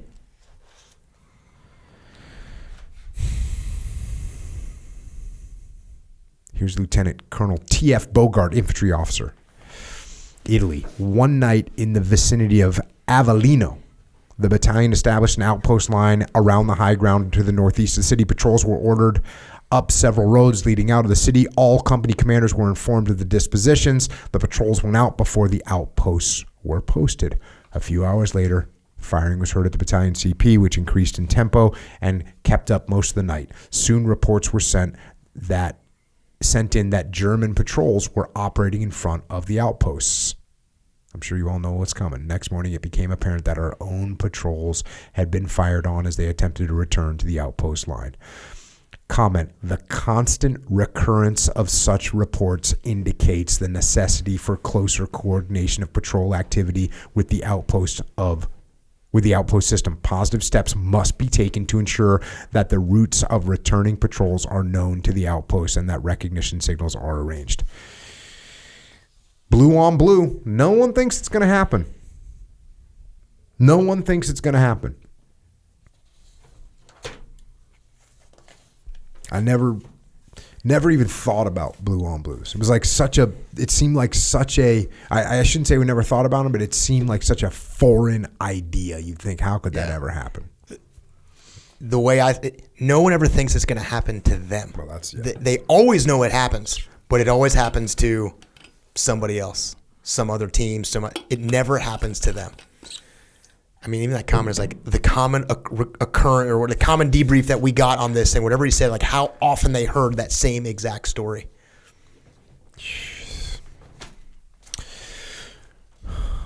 Notes from other arms. There's another one about just staying off the skyline, right? Don't give away your position. I just had to highlight this. There was a section about what it was like when they had an anti-aircraft versus when they didn't have it. And the title of the section is "Absence Makes the Heart Grow Fonder." And what it was like. And what he says in here is that rarely would the anti-aircraft actually hit a German aircraft that was strafing them. It would rarely happen. But when the anti-aircraft wasn't there, the German aircraft would just come down and just hammer. Free reign. Radio discipline. First Lieutenant C.E. Place, Air Corps, Sicily. Flyers coming into the combat zone had no conception of radio discipline. Dave. New pilots use the radio indiscriminately. Men returning from missions use the interplane radio unnecessarily, which jammed up the band for other planes still on a mission. Comment: failure to observe radio discipline is a major problem for both air and ground units. In combat, each individual believes his case is a special one, not bound by established rules. This tendency must be discouraged by positive action. Radio discipline is established to facilitate essential communications during combat and is not a peacetime plaything to be discarded when action is joined. And this is task unit Bruiser. We were freaking awesome at radio discipline. We did not talk on the radio. In fact, there would be operations where some task units might use 2 or even 3 separate radio nets to coordinate. And in task unit Bruiser, we would use 1. And it would be almost completely silent. So, yeah. And how does this translate into regular life? It's talking all the time. It's not having discipline in what the hell you say. Mm-hmm. Just feeling like you got to throw in your 2 cents all the time. Yep. And yes, for those of you that aren't seeing this on YouTube, I'm looking right at my friend Echo Charles. Whatever, bro. Freaking, when I talk, I think anyway. I don't know. I could be wrong here. Maybe I'm trying to just support the point, bring it down to the everyday level. Right on. See what I'm saying? I think you have a lot of supporters out there, at least a dozen of them. Yeah. 12. Yeah, the radio discipline thing. Isn't it weird too, this idea that everyone in combat, each individual believes his case is a special one? That's such a derogatory statement. and you know what's funny about that derogatory statement? Everyone that hears it thinks they're talking about someone else. Like, that's not me, but it is you. You are talking, and no one wants to hear you. And what you have to say isn't that important. Is that kind of like talking about your dreams with your friend? I have no idea. You ever get your friend? But I kind of feel that I'm about to have an idea. No, if I can, when your friend is like, "Hey, I had this dream last night, and it was about," and it's not about you or nothing, but it's like, "Yeah, this was just the weirdest dream." Aren't you like, "Bro, who cares?" But if you ever find yourself telling whoever about your dream, it seems like it's so interesting. It was just so bizarre and all this stuff. Meanwhile, the person's like, "Bruh, be quiet," Radio silence. Resounding metaphor complete.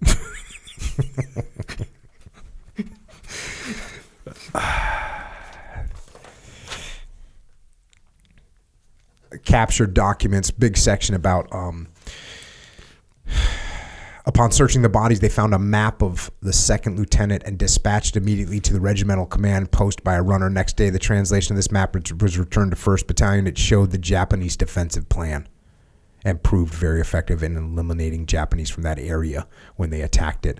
Not only marked maps, but also documents of less apparent importance may furnish the key to enemy plans when combined with other information.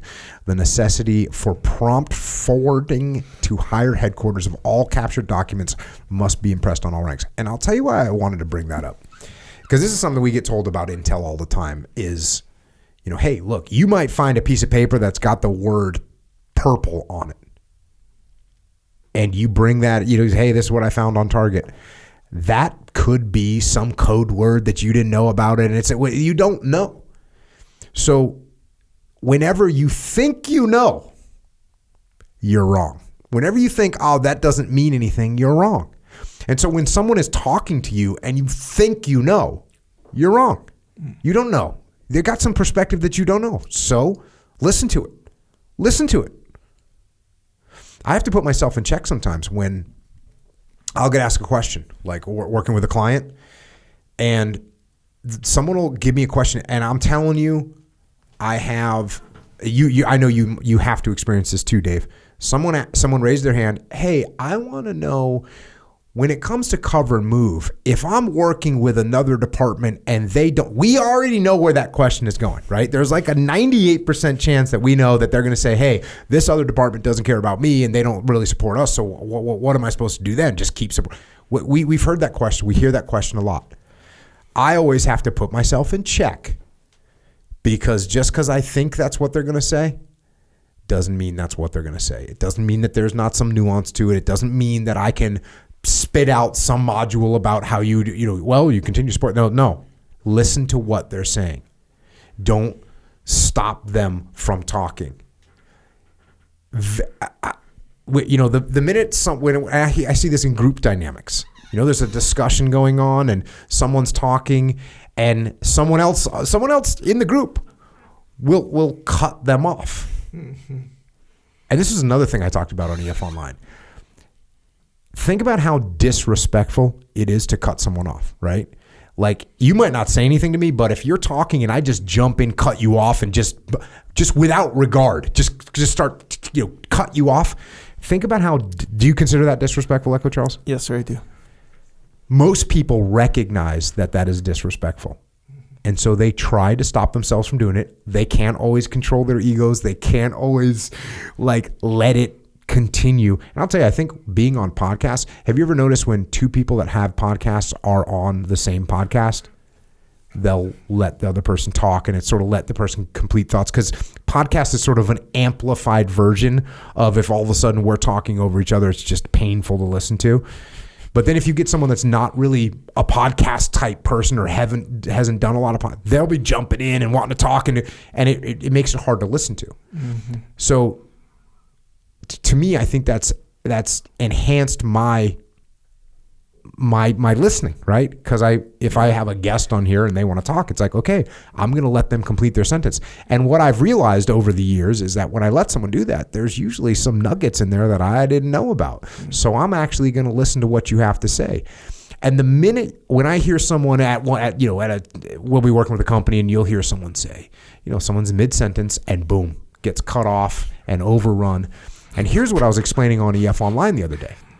We all recognize that as disrespectful, but it's seldom that we recognize the opposite, which is when I'm listening to you, I am showing you respect. And you subconsciously know that.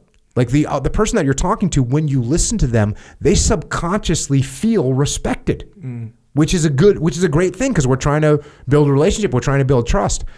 And it's incredible how this tool of listening is so powerful in increasing the trust in relationships, that we can work better together as a team. And yet it's neglected all the time, because I think, I already know what Dave is going to say, so I'm just going to butt in and start to tell him what I think. Well, I am disrespecting Dave. Contrary, if Dave is talking and I listen to him and I nod my head and say, yep, I hear what you're saying, and I let him complete his thoughts, not only am I not disrespecting him, I am respecting him. And damn if you don't see some just mayhem. Go watch the news. Yeah. It's insanity. It's total insanity. Not just the newscasters themselves or the guests that they have come on for 3 minutes to yell at each other, but go watch some, two people in this day and age, or 5 people or 100 people arguing with each other. No one's listening to anybody. Why jump into that bar fight? Right? This is a verbal bar fight, which obviously can escalate into real fights and real problems. Nowadays, we're seeing all kinds of mayhem out in the streets, and that mayhem is being caused by the fact that no one's listening to each other.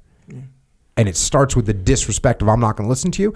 And by the way, when I cut you off and then you try and cut me off back, what's my response? I get louder. And then you get louder, and now we're escalating. Next thing you know, we're throwing punches. Next thing you know, we're hucking bottles and bricks and shooting tear gas, and we got a real freaking problem. Because we don't listen to each other. Yeah.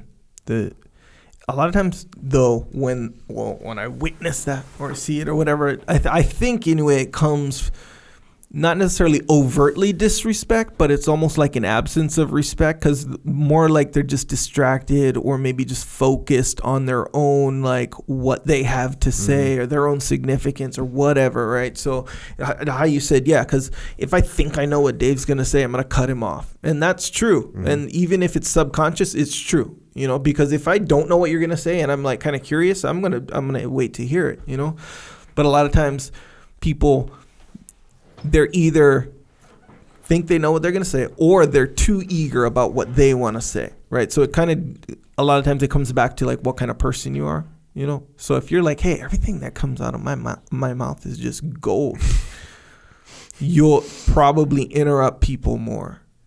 Like I tend to see that kind of pattern, For sure. And I will say the main time when I jump in on somebody is like, I've got something flashing through my brain and I don't want to lose it. Yeah, you don't want to forget it. Yeah, there is that too, yeah. And yeah, that actually seems like a legitimate reason to interrupt sometimes. Yeah. But it's one of those things that I think, like you said a couple times, where it's like, oh yeah, it must not have been that important or whatever, if you forget it. But here's the thing though, there's a little dichotomy on that one too. What if Dave's over here talking so much, he said so many things that straight up required me to interrupt and be like, hey, I got to stop you there, like that kind, where it's like, hey, that's not, I got to stop you there, kind of thing.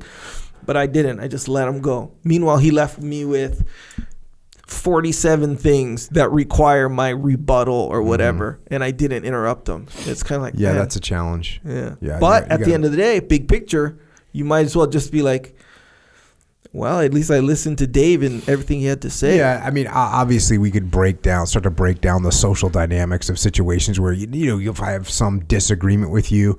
Now, I will tell you, I am much better off if Dave is saying something that I disagree with. I am much better off most of the time letting him say what it is that I disagree with, rather than just jumping in and being like, that look, it's disrespectful. I'm clearly not listening to you. Right? I'm cutting you off. Yeah. So why am I behaving that way? It's not good. Look, if Dave wants to talk for 7 minutes and rattle off, like you said, 47 points, maybe at some point I go, maybe at some point I say, hey, can we kind of address these things one at a time? Because you've just said 3 different things, and I'm gonna get lost in what you're saying, and I want to talk about that first thing. I think you could do that respectfully. Oh yeah, you got to put effort into the respectful part of it. I can respectfully interrupt. Yeah, really. But if you're just throwing out interruptions, it's disrespectful. There's certainly different modalities of interruption that are wildly different from. And what's cool, what's interesting is when you are face to face with somebody, you can tell when the person wants to say something, right? Yeah. You can just look at their face and they get a face and they have a nonverbal communication telling you, I got something to say right now. Yeah. And if Dave's giving me that look, my respect to him is to go, he's got something to say. Yeah. Time to give him a moment. Yeah, and I think, well, I'm speaking from experience, and I don't have much. But well, actually, no, I do have a lot of experience listening to people talk. But if you have a situation where, okay, the person's talking and they're saying all crazy stuff, right? That kind of requires some correction or some interruption, right? Or some discussion at a minimum. Yeah. So unless you guys are actively working on solving a specific problem, which can happen like in work or in a family or whatever. But you know how some people, they just like to talk and we're just having a friendly conversation, whatever. And they're just blabbing at the mouth, saying things that are just, some are true, some are not true. And they're just going on and on like they're all correct, right? And they won't be quiet. You might as well just not say anything. Because at the end of the day, it does you better to just listen to everything they said. And you know the old saying, like, yeah, you don't want to talk, you want to listen because now you know everything you already know and then you know what they know, kind of thing. You ever heard that one? Yeah, that's from this podcast, as a matter of fact. Oh, there you go. Boom. So it's like that kind of situation. You know, like you're not tasked necessarily to effectively change someone's mind every single time. So you might as well just keep your mouth shut a lot of the time. I mean, let's face it. If you're going to have a discussion with someone to try and consolidate your ideas together to come up with the strongest idea, then you have to converse with them. And whether they're a subordinate or a superior or a peer, at some point, you know, in order to progress ideas, you have to converse with them. And just sitting there and remaining silent when people are saying things that you totally disagree with, or to put it in a better way, you don't fully understand their perspective, then we have to uncover that perspective a little bit. And you do that by asking questions and trying to figure out where they are coming from. Yeah. You know, I'm totally recalling a very specific situation recently where I was in the middle of this straight up argument, debate, social situation about quasi-political things. And I just witnessed just mayhem going back and forth. I didn't say anything. And I was like, bro. Well, yeah, that's just jumping into a bar fight that you're not involved in. But I'm thinking, like, hey, either one of you guys could easily just be quiet and listen and not say anything for the rest of the whole time or whatever. And this whole, like, we'd all be better off. It's kind of like one of those situations. So I'm totally projecting that right now onto this situation. What do you write down, Dave? Dude, there's a lot. There's a lot in what you just said. Your thing that you were just talking about, when you're sitting there watching these other two people, and when you're watching these other two people have like what is kind of like a ridiculous conversation where they're arguing, you're just sort of the news or whatever, and we're all just sitting there as observers, and it looks completely ridiculous to us as observers. You see it escalating, you see it going nowhere, you see people digging in, and when you're just watching it, it's obvious how completely ridiculous it is. The comment earlier is like that feeling that when we have something to say, it's different. And this needs to be said. Remember that when you're about to open your mouth, somebody else is going to watch it and you're going to look every bit as ridiculous to them as they did to you when you're talking about listening. And I have learned this in my life. I have learned to have a bias to not talk. I learned that skill. I wasn't born with that skill. I don't think anybody would accuse 20-year-old Dave of having a bias for listening. That's a learned thing that I have done in my life. The trick there is what you have said 1,000 times, is you actually have to listen. Because of what you said before, which is if I'm talking and you're letting me talk and I think you're listening to me, I'll talk. I'll keep doing my thing. But the second I catch you, the eye roll, like the heavy breathe or whatever you're going to do, I'm like, dude, this guy isn't listening to me. Mm-hmm. You actually have to listen. And the only way you will truly listen to what the other person says is if in your mind you believe that you might get something out of it. Because if you think, you're like, oh, dude, here goes Echo. He's going to just go do what he does and it's going to be a complete waste of time. The minute I do that, I'm going to miss something. And the actual listening part is a lot harder than it sounds, because the conversation you're having in your head, which is, I know I'm right, all these points are wrong, all these things they're saying are just complete waste. The active listening piece better come from a place of authenticity, or you're going to get found out in a second, because your body language is going to give the whole thing away. And then you might as well just cut them off right there, because they're not listening, because he knows you're not listening to me. Yeah, there's a lot with that, and as simple as it sounds, to listen. If it was so easy, we wouldn't have to say it over and over again. Man. You're all fighting the urge, like to it's hard. Yeah, It can be. Check. A little section here about just fraternization with the prisoners, and that they could not do that. Which is the reason I said that is because here these guys are trying to kill you. For me, this is just shows you the predominant spirit of the American servicemen. It says here, it was necessary repeatedly to warn the troops against incorrect practice of fraternizing with prisoners and giving them cigarettes, which interfered with the proper interrogation. Troops had to be warned not to remove pay books from the prisoners because these books furnished a check to the interrogation officer of the prisoner's statements in regard to his organization and previous service. So there's just these, you wouldn't think that after these guys are trying to kill you that you'd want to give them a cigarette, right? And yet, respect. Speed marching. Commanding General, 3rd Division, Sicily. The importance of physical condition cannot be overemphasized. Speed marching proved of great value in developing physical condition, eliminating the unfit, and instilling confidence and pride in the individual. As a general training objective, all units prepared for landing on defended beaches and an advance inland of about 5 miles. Speed marching continued, each unit being required to complete 5 miles in 1 hour, 8 miles in 2 hours, and 20 miles in 5 hours once a week. This training was largely responsible for the speed with which the assault of this division was executed. There you go. Physical conditioning. He points out this, and this is so obvious. Instilling confidence and pride. I mean, what a factor. What a factor. Way the Warrior Kid books, you know? Get a kid that can't do a pull-up, right? And all of a sudden you can do a pull-up. You can lift your own weight. You can stand up a little straighter. Man, get your team working out. That's what I'm saying.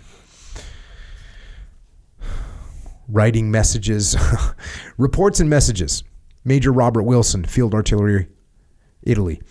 The who, what, when, where, and why were often not contained in reports, both oral and written. Battalion regimental S2s and the men themselves indicated that during maneuvers and in training problems, they had thought that this subject had been mastered, but that in combat it was ignored or forgotten. As to clarity, the axiom of a message can be understood, it will be if a message can be misunderstood, it will be misunderstood, was well proven. The comment here, writing messages during a unit training program is one thing. Writing clear, specifically worded messages and orders under combat conditions is quite another. Theoretical training in message writing must be supplemented by constant practice and supervision in the field. That is why I was an English major, so I could learn how to write. Section here on dirt, breeding infection. Half the evacuations from the battalion was due to infection caused by minor scratches. And to that, I would say get yourself some Warrior Kid soap so you can stay clean. Oh, come on. This is another one of those life ones. A foxhole in time saves lives. Lieutenant Colonel Bogart, Infantry, 5th Army, Italy.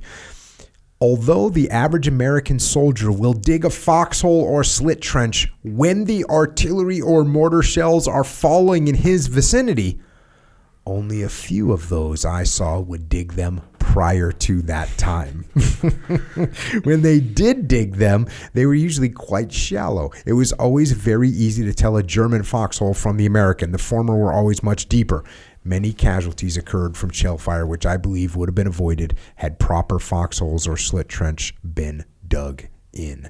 And this is, the code, the evaluation, the protocol. Are you prepared for life emergencies? Are you prepared for emergency situations? We as Americans, I totally agree with this. We don't like to worry about anything until it slaps us in the face. In fact, in the SEAL teams, I used to tell my leadership, no one worries about anything until they get slapped in the face with it. Like, no one's really concerned about that until you get hit with it, and all of a sudden you got to execute that mission, and you don't have the gear that you need. So let's get the gear we need. Let's do the rehearsals we're supposed to do. Be proactive. That can kind of go for little things too. Oh, it 100% goes to little things. Well, yeah. So these little things can kind of change. So the other night, I'm at home. It's bedtime. Go sleep. Right in the middle of the night, here. Beep. You know what that is, right? No idea. It's your perimeter security your alarm? detector, your fire detector with the 9-volt battery that's dead. That's dying. Yeah. Exactly right. Hey, and bro, you think you can, if you don't have 9-volt batteries at 3 a.m. and know where they are. Yeah. But let's say you don't have them. Straight up. I mean, let's face it. Do you just have random 9-volt batteries in your house? Yes. I know exactly where they are. I have 2 for each fire detector in my house. Here's the thing. I'm a father now, so do I. Oh, yeah, so do I. But I'll tell you this. Before I had kids, before I had a thing, life, whatever. Before you had smoke detectors. I didn't have 9-volt batteries just hanging around. I straight up didn't even think about it. Years. Oh, yeah, 100%. I guess my wife, when she was growing up, they didn't have batteries. Like, her mom and dad batteries weren't on the list. Yeah. And so my wife is a battery hoarder and stockpiler. Yeah. You want a 9-volt, you want a AAA, you want a AA. What do you want? C, D. Open up that cabinet. Yeah. They're in there. They're ready. Bro, I'm with you. My wife's the exact same way. She gets a little bit excited when the batteries run out on something. Oh, she gets a refill them. It's like, hey, the battery's out on this thing. She goes, oh, hold on. Yeah, and she goes and digs out a CE2325 for my watch. Yeah. Actually, I think my watch is a 3232. Yeah, that's what I was going to say. That's the C3. I think that's a scale. You put that in one of those little scales. It might be I don't know. Either way, yeah, I don't know either. But I do know that I did have a 9-volt battery that night. But I was thinking to myself, bro, what if I didn't have a 9-volt battery? Bro, no, we're not sleeping tonight. You're not sleeping. Then and it doesn't have to do just that night. Now you got the whole next day you got to contend with. You see what I'm saying? Really very. This is because you're paranoid. No. Of fire, or that beep is bothering you. The beep is going to keep you up. I'm with you, man. Walk out that's because I'll tell you what happens. It turns out that fire detector that beeps every 60 seconds can't be destroyed. Yeah. You could take a sledgehammer to it and just break it without, it will still beep. Yeah. And so what you're talking about, that's the slap in the face, which was you were totally unprepared for the situation. Now you're up all night. You think you solved the problem. The second you get into bed, lights out, covers, babe, I got it sorted. Beep. And then you're up again. Yes. So I'm with you. It's now, true. I learned this lesson 30-ish years ago, so I've got those 9 volts at the ready. Yes, sir. Yeah. And one time, you know how I found that out, that you can't stop that thing? I was like, okay, well, it's no problem. Like, I'll just take out the battery. How can it beep with no power? Simply can't happen. So like, where does it get the power to beep from? Where does that come from? Apparently they thought ahead, in the case of a real emergency. It's one of those things, a little bit more important than your sleep that night if you're unprepared, so it made sense when I kind of thought through it. But nonetheless, I was still faced with this problem, like this beeping. Lucky it wasn't in the middle of the night, but whatever. So I was like, hey, I got to do something. I would have had a real problem that day. Bro, I had to put it in the drawer. You could still hear it, but it was just way, way more quiet. So when it got a battery or whatever, later on, found out, it can't be disabled. That's the whole reason it beeps. It cannot be destroyed. Can't be bargained with either.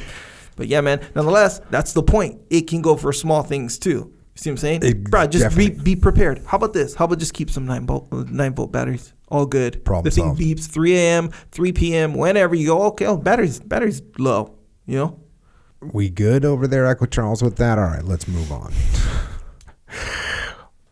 Section 3 mountain operations. They go through a big battalion attack here, go into a lot of detail. It's another perspective on the battle on the Attu Island.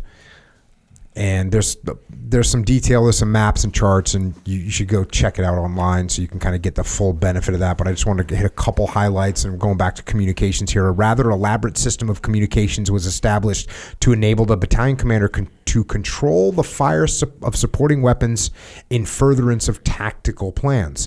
The artillery radio as well as telephone was set up at the battalion commander's OP on top of the Hogback, which is one of these little terrain features. A sound-powered telephone was run from the mortar OP back to the battalion commander. Likewise, one from the 75s. A telephone was also run from the OP to the officer in charge of all 37 millimeter firing. Radio and telephone control was run to all companies in the battalion. So the reason I highlight that, that's a lot of communications. And if we're counting on all those communications, we might not get what we might not get what we want. Goes into this here. They get into contact. We saw the first one at 04:30 in the morning. He was a sentry and we were within 50 yards of him. He stood up against the skyline and was shaking out a grass mat. Lieutenant Brown motioned to us to get up a little under the ledge to our front, and then he shot the Jap. The shot must have awakened others. As we worked up over the ledge, a Jap machine gunner began firing at us. We stayed down until the first excited burst had gone over. Then we raised up and returned fire. Several Japs had holes near the edge of the ledge we were under, and they began to throw grenades over.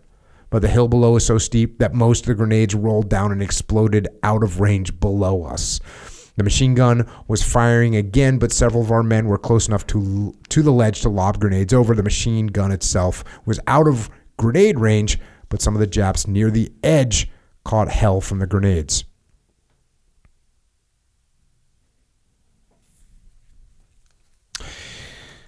Are you feeling lucky when the people that are throwing grenades at you, they like bounce over your position and don't hurt you? I think that might have been my whole point there. The radio fails. So this is why I get concerned about communications. And as a former radio man, it definitely freaks me out. Lieutenant Brown tried again and again to contact battalion headquarters or the artillery, and I'm fast forwarding a little bit, or the artillery with the radio, but the set refused to function. The radio man worked with it and tried again, but failed. The platoon was reorganized, and we started up again. They're assaulting this hill. We got as high as the ledge once more and had started over the top on the table above when the Jap opened up with machine guns again. We needed artillery and needed it bad. Every time we stuck our noses up, a hailstorm of bullets cracked across them. The radio man was trying frantically to contact anybody in the valley below us, but the set remained silent. Several men had crawled around to the left and threw grenades at the Japs near the edge of the table, but the machine guns remained out of range. Our men were driven back to the cover of the ledge with several wounds. Artillery. If we only had artillery, we could observe the fire. We knew where the guns were. If we could only get some fire, we'd walk over the damn mountains. The radio man was desperate. He tried the set again, but it was silent. In a rage, he threw it down the hill. Yeah, so there's a bunch of things to think about there. Just, your communications cannot be relied upon. You have to have some kind of backup plan. And if you're expecting you can be able to make communications when they're really going to be needed, that is the time they're going to fail. That is Murphy's Law. If you say, okay, Dave, here's what's going to happen. We have this whole complicated plan.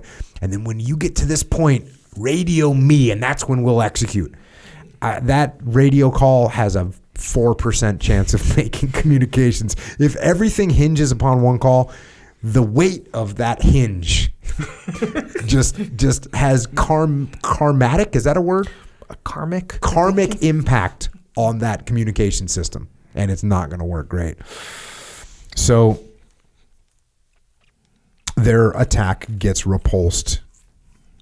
He said we heard the guns in the valley begin firing. The attack was on. We had failed and we felt bad about it. They had the drop on us. They're going through the main attack.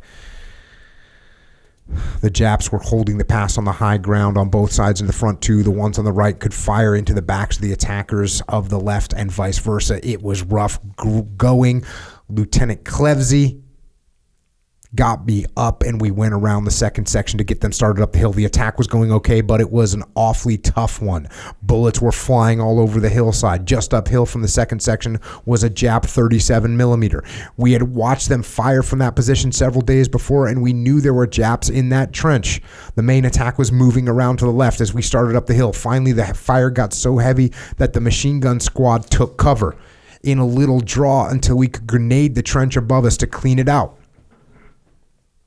Then they were to come on up. Sergeant Tom Kovic, Private First Class William Marshall, and I started up with Lieutenant Klevzy.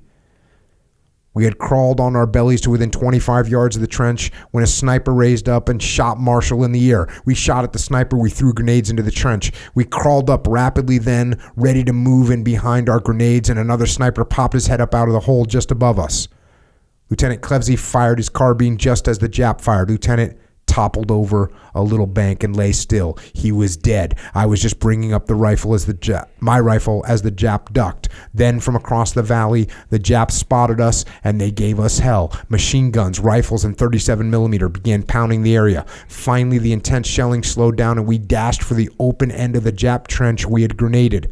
The trench led around to the point of the hill. We crawled down the trench and found where the Japs were located when we stuck our heads right up in the face of a burst of machine gun fire. Some men from Company F had come over to help us, but were stymied. We couldn't raise up long enough to fire. We couldn't get close enough to throw grenades. Finally, we decided to see if we could get some mortar fire on the position in some way. Corporal Alfred Heyman started back up to check on the mortar possibilities, and while we waited and rested, the Jap position was slightly below us and about 100 yards further into the pass. They were firing almost constantly at the troops we could see moving out in the valley and on the opposite side of the pass. We were quite high up on the side of Cold Mountain. After nearly 2 hours of lying in the trench and waiting, we heard one of the men behind holler, "Here, Heeman, up here." Heeman and a man from Company H, the infantry, were crawling up along the little ravine laying wire. They had found a Company H mortar and had a line right to it. The big fight up on the mountain had almost gotten to the top, but the forces across the pass were getting hell from the guns below us. We got the phone all set up and carefully poked a little hole in the dirt side of the trench so that one man could see the whole Jap position below. Then we called mortar and the fun started. We were only about 100 yards from where the shells were striking and the ground shook. They fired several rounds close and then they began to drop right in the position. Finally, we called and told them we were moving in and not to fire. The position was like a big wheel-like affair with holes all around it, and the spokes were connecting the trenches with a big center installation in the hub. 2 Japanese machine guns and the 37 millimeter that had fired at us during the previous week were captured and destroyed there. We tossed 6 dead Japs out the hole and brought up our guns up and set them in the Jap holes. We sat that night, just daring the little so-and-sos to come up. Man, what positions they had.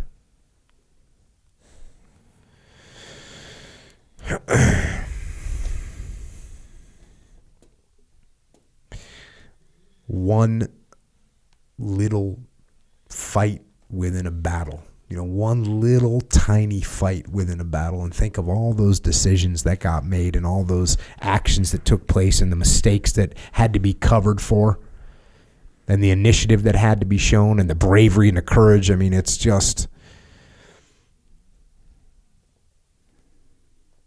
leadership. That's what it is. It's leadership. They go through a bunch of this information. Continuing on, there's another group that takes another point, and again, look, these guys, I can pretty much guarantee, are no longer alive, but these are quotes. These are what these guys are saying happened. Things like Lieutenant Wolzak saying, "Check your bayonets," as they get ready to do this assault. And there's some other little fights within battles that they cover, and then it gets into this comment section. These accounts bring out some of the characteristics of mountain warfare, in which success depends more upon proper adaptation of available means to the terrain than upon their power. So the way you adapt is more important.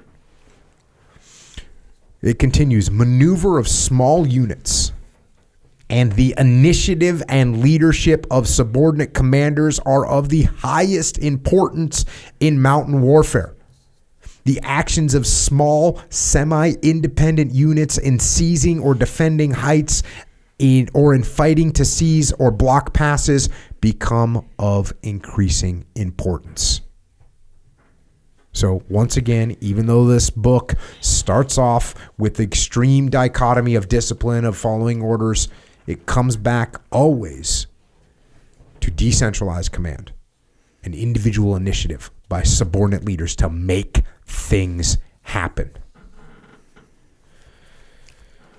He's talking about mountain warfare there, and getting to this idea of I mean, that's it. That's leadership, right? Leadership is going to be the deciding factor here, because the terrain is so impossible to predict. There's so many different things and places and outcroppings and all these different, and even tell the story what great position they had in that previous example with the Japanese.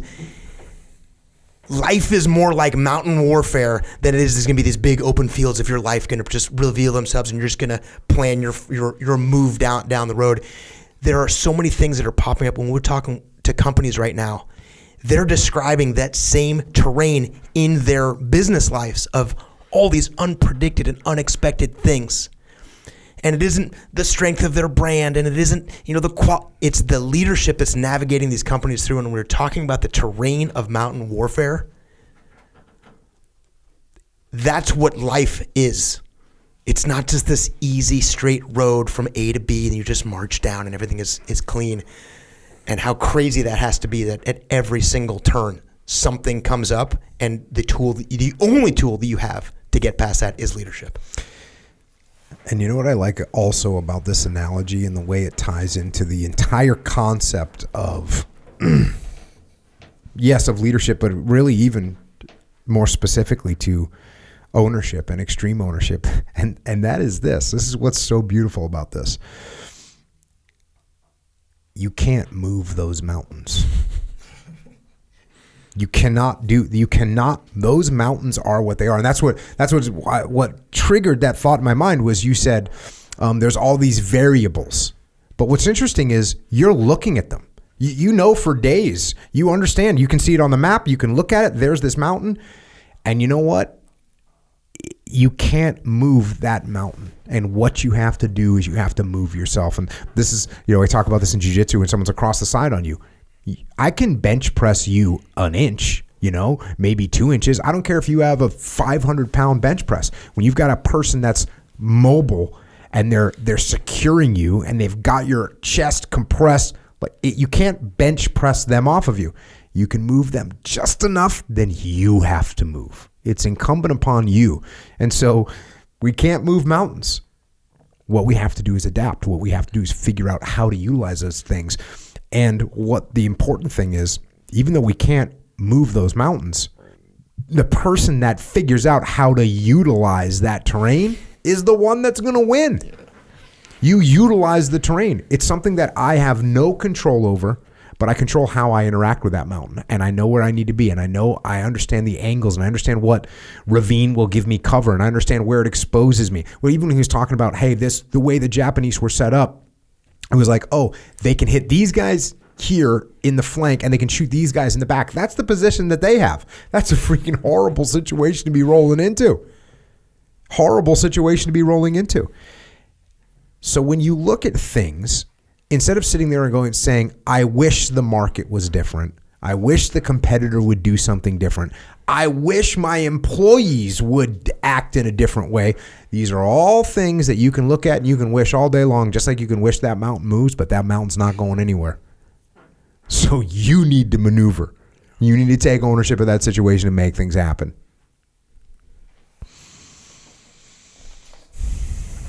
There's a whole bunch of sections here. Engineer operations, tanks, infantry notes on jungle operations.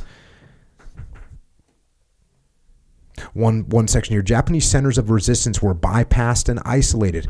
Again, how often do we say, oh, Dave doesn't like this part of my plan, so I'm going to attack him on that. Instead of saying, okay, Dave's going to dig in right there. Cool. I'll maneuver around it. Right? Bypass. I'm going to start thinking about that a little bit more often in my daily life. Well, how can I bypass? Maybe not when it comes to working out, because Echo Charles pointed out that might not be the best plan. But if it's things that I don't want to engage in, why am I engaging in them if I don't have to? If I can isolate and bypass and not make it part of my gig, that's fine. Frontal attacks were uniformly successful. when assisted by a flank attack. On many occasions, the flank attack preceded the frontal attack, coming into Japanese positions from the rear and completely disrupting their defense plans. In almost all cases, the maneuver used by units of all sizes from division to squad was the envelopment of one or both flanks. Yeah. Resistance was bypassed, encircled, and reduced later. So the frontal assault works when it's not actually a frontal assault. That's awesome. Frontal assault works when you're doing something else as well. Yes. Yeah, that's so legit.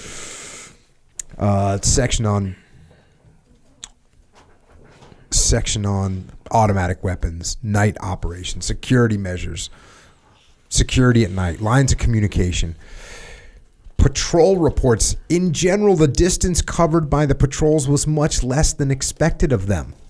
The difficulties of terrain caused by many patrol leaders to feel that they had covered 2 or 3 times as much ground than they had actually covered. This must be taken into account when evaluating patrol reports. These are people that think that they know, like, hey, I was there. Isn't that crazy? You could be looking at me totally convinced that you went 2 kilometers, and it turns out when we retrace your steps, you went, 700 yards, 700 meters. One last section to cover here. This last section is very interesting. Evacuation methods. Informal report. Solomon Islands. Evacuation of casualties was by hand carry, litter bearers, cable litter slings across jungle gullies, improvised sleds or drags down steep inclines, improvised litter racks on quarter-ton jeeps, small boats on mountain streams or along the coast, and finally by field ambulances to clearing stations or hospitals. How's that for a nightmare? When you were in Fallon, were you ever a down pilot? Yeah.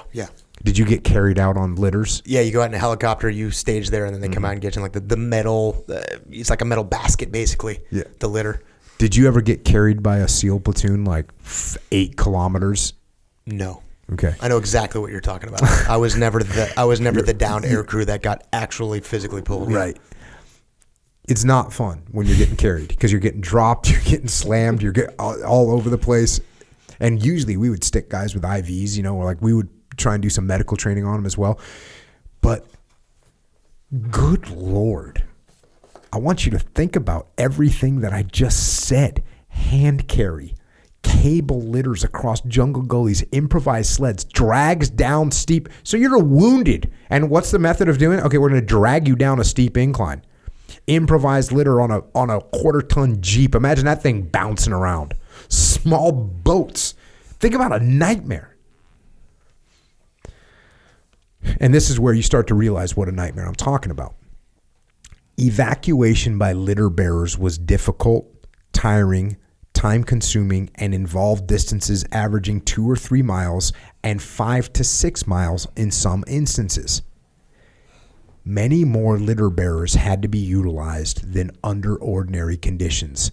Litter carry in many cases required as high as 16 carriers per patient over almost impassable terrain and can be counted as least efficient. So it takes 16 people to evacuate somebody 2 miles or 3 miles.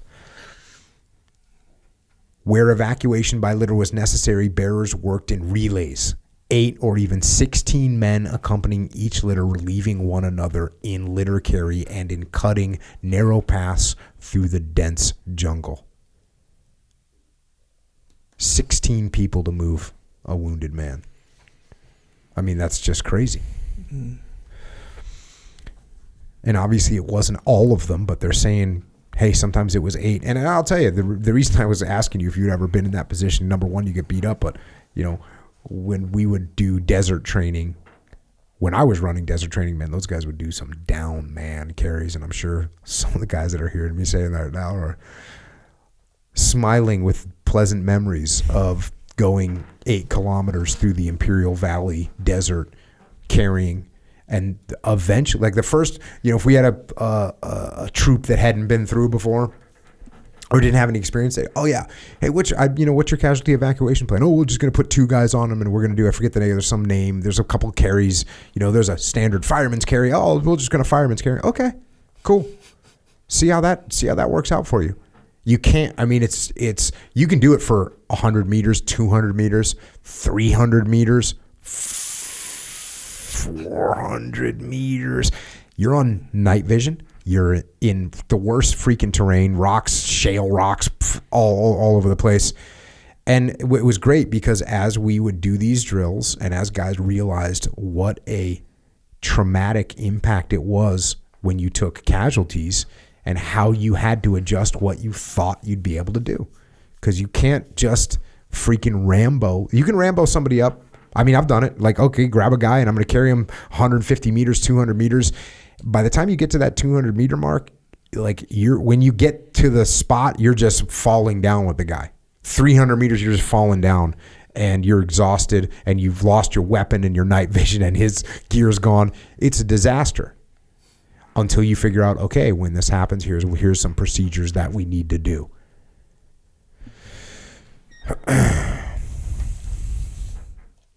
Talks about the improvised Jeep ambulances, talks about evacuation by water. Physical fitness, the arduous and fatiguing litter carrying demonstrated the need for physical fitness on the part of medical department personnel, which should correct the impression that physically impaired individuals can be utilized throughout medical department activities.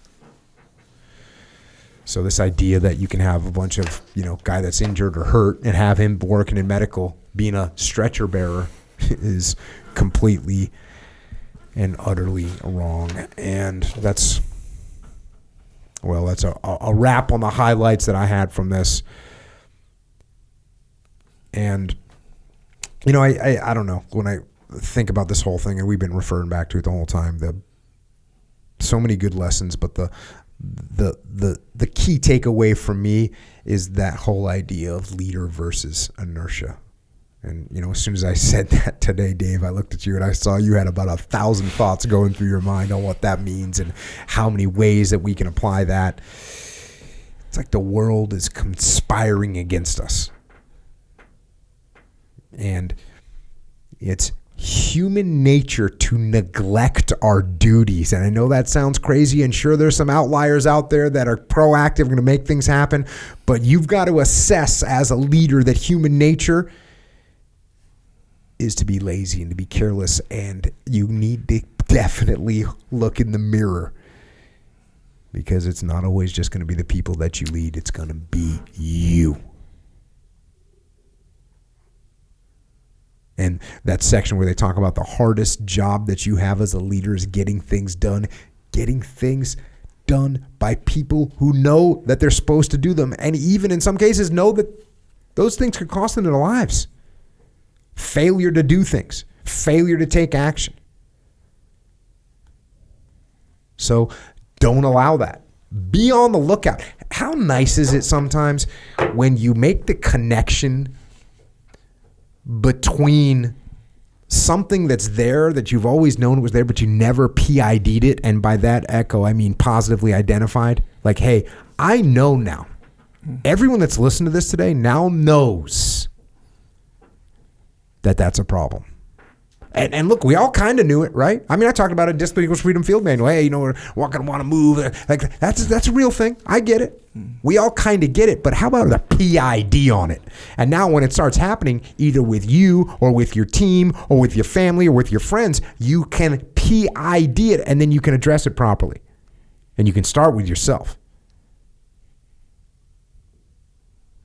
You can start by making things happen.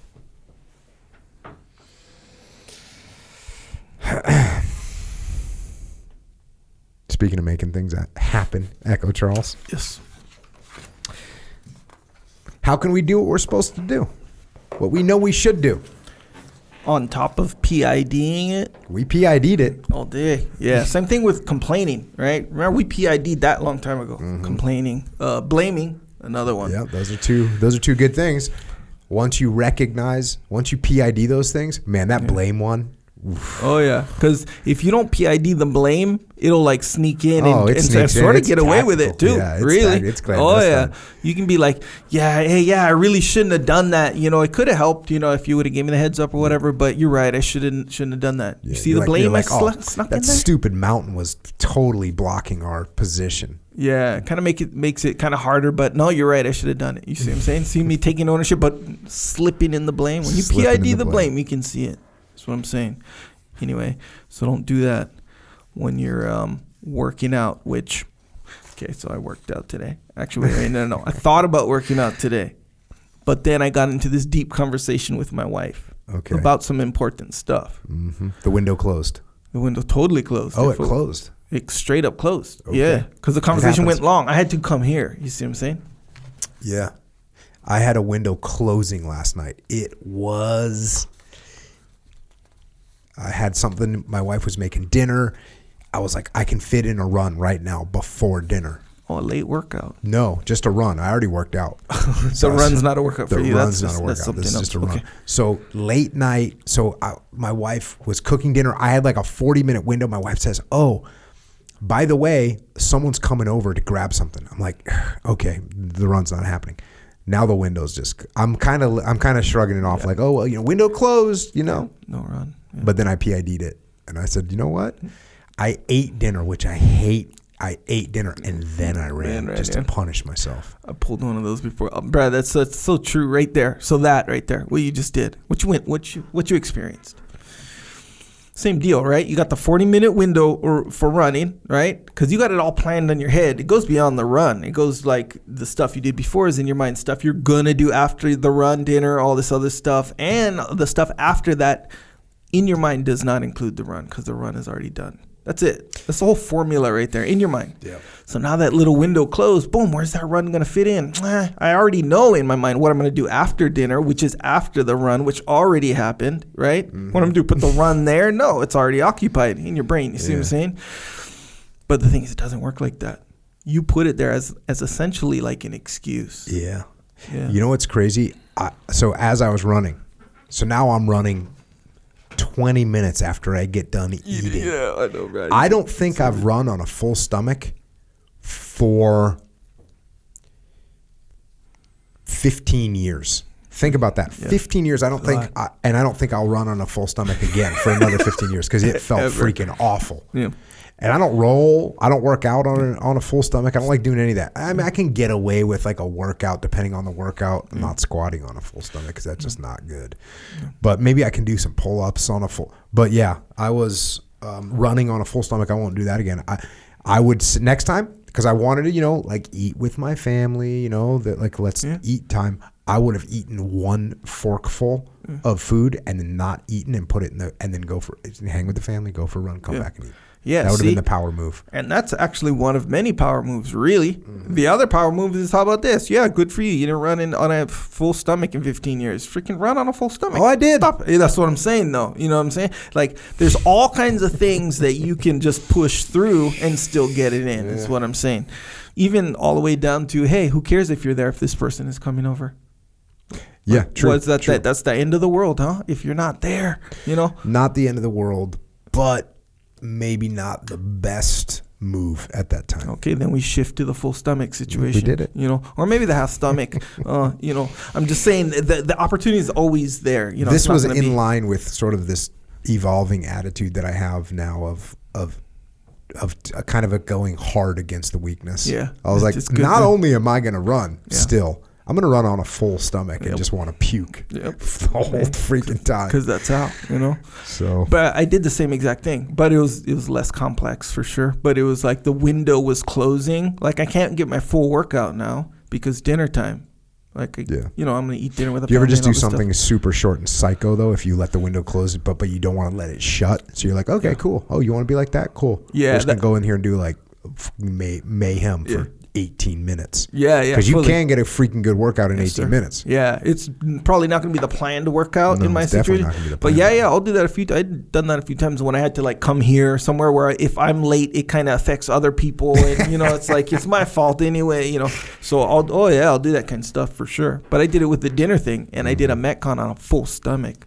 And I even told you about it the next day. I was doing anyway. It's a long story, but yeah. Well, same speaking deal. of timelines,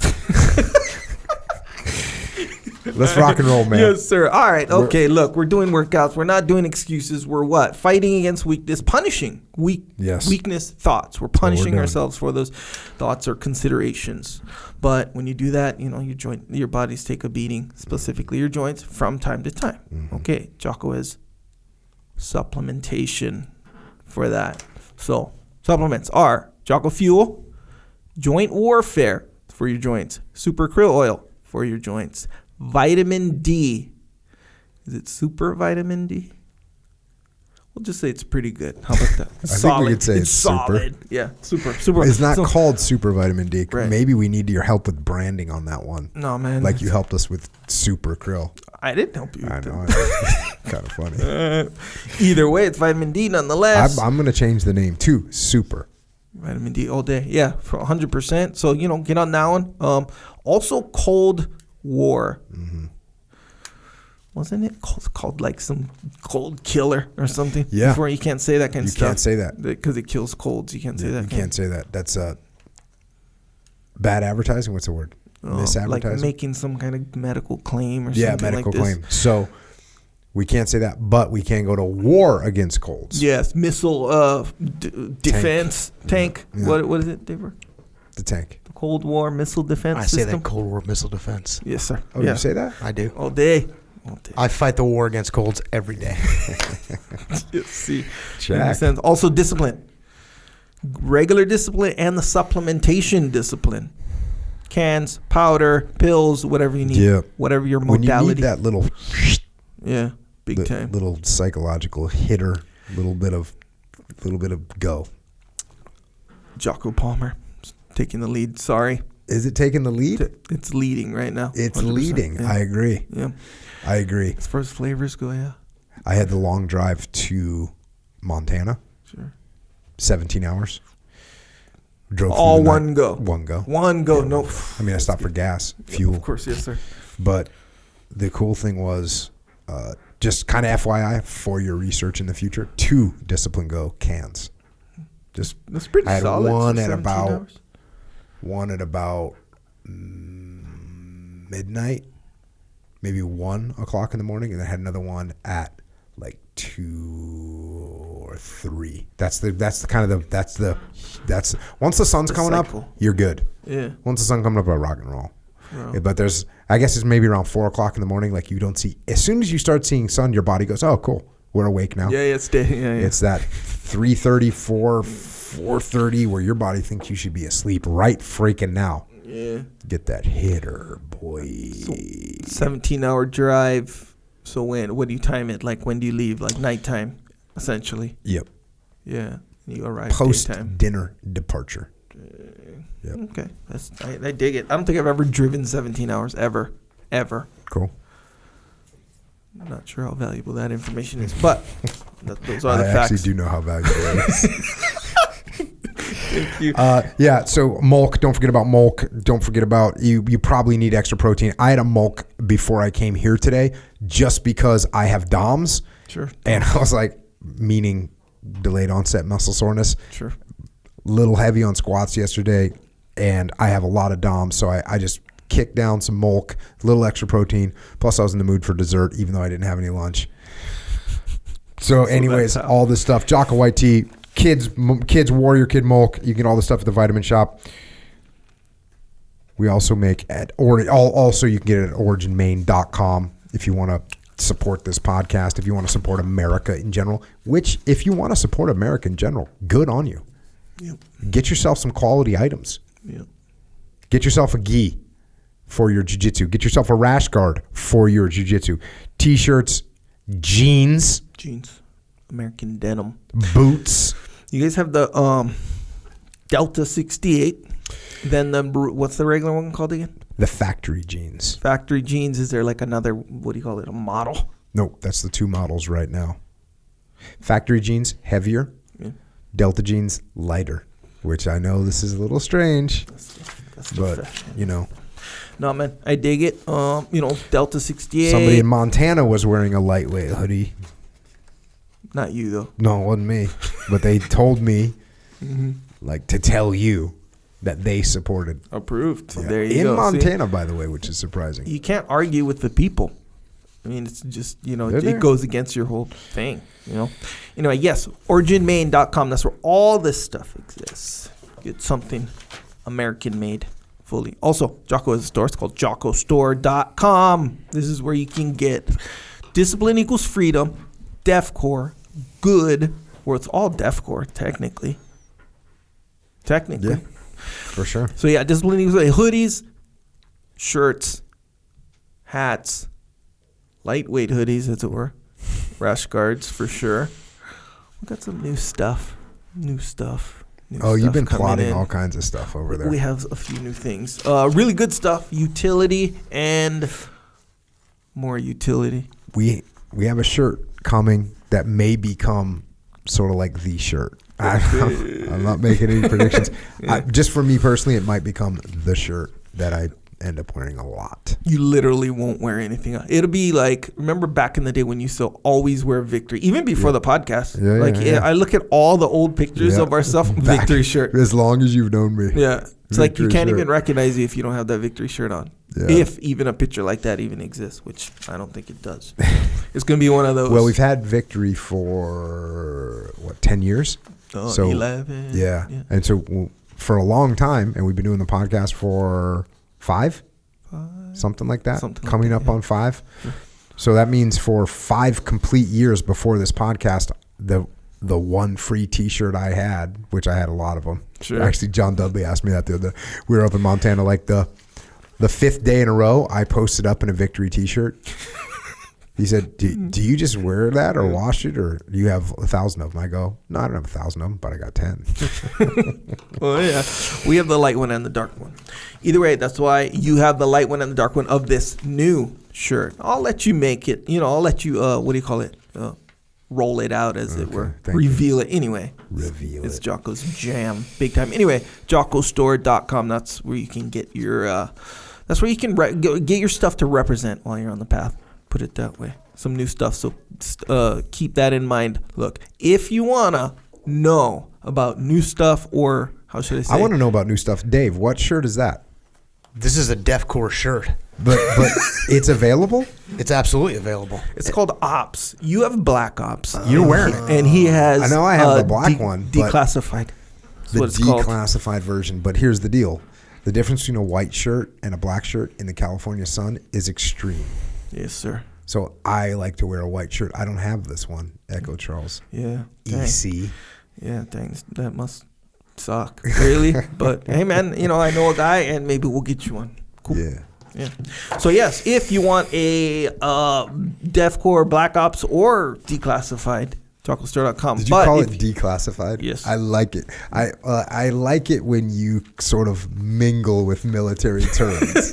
you have trying. some swings and you have some misses. Normally, if you're suspect, you contact me. Yeah. You say, hey, what would this be a correct usage of the word whatever? Yeah, or And- appropriate, yeah. Yeah, oftentimes I say, Yeah. not really. Yeah, there was one thing I did, and I think, it was you. Oh, the high speed, low drag. I was going to use that in some, it wasn't a shirt, but it was in some other stuff I was doing. And you're like, hey, don't do that. Don't do that one, because it wasn't like appropriate. For Yeah, I forget what doing. it was, because high speed, low drag is definitely a term. Yes. And it has a meaning. I forget the way you used it. I used it in a more serious way than it should be used. Oh, yeah. That's not a serious term. Yeah, it's You're not kinda like, like- "Oh, that guy is high speed, low drag. Yeah, like for real. It's kind of like, You might say it about a pair of Gucci-looking shooting Right. glasses. yeah, exactly. Yeah, that's what I learned. Yeah. So anyway, back to what I was saying. Hey, if you want to be in the know, we have an email list on Jocko Store. If you want to be in the know about some stuff, I don't abuse this list at all. In fact, I underutilize it. Actually, I try my best to save it for important stuff, the stuff that I think it's important. So if you want to know about a new product, some new board shorts that may or may not be on the way or something like this, if you're on the email list, you will get notified before everybody. I'm not saying our stuff sells out. What if you have important information? What if you have important information about rolling frying pans? Well, hey, look. Does that make the list? Usually stuff like that. No, thank you, Bill, Okay. for inquiring. I mean, we do have to clarify, I guess, and so that's correct. But important information about Jocko Store. Sign up for that email list. Hey, we'll get that info to you, and you'll have it before everybody else, and boom, we'll be all good. We put the new T-shirt on there? Yes, maybe. Or is that, you said that was mine to announce? Yeah, that might be yours to announce. Or you just send the email. How about that? Okay. I'll send an email out when the new shirt is released. All right. Subscribe to the podcast if you haven't already. We also have some other podcasts. We have the new podcast, which isn't on its own channel yet. It's called The Unraveling. It was called The Thread. We had to change the name. We also have the Grounded podcast. We also have the Warrior Kid podcast. We have a YouTube channel, by the way. We have a YouTube channel that has all these podcasts on them. You can see us except for the first 7, because the first 7 there was no video involved. It's just voice. Oh yeah. Even though we did the first podcast on like some kind of live stream, if you remember. Yeah, Oh, we did it tried fail? to. If I remember, we were having some trouble, technical. Yeah. So, anyways, and then also some of these there's some excerpts in there as well. Yeah, sure. And there's also some things that Echo Charles experiments with random and very over the top special effects They are on just normal videos.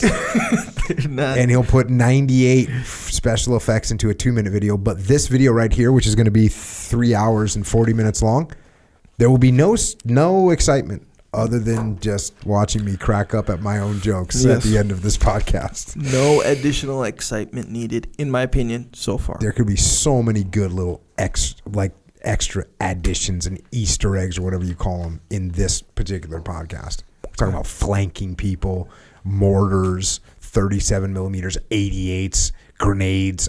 Just think of all the cool stuff that could be flying around in here.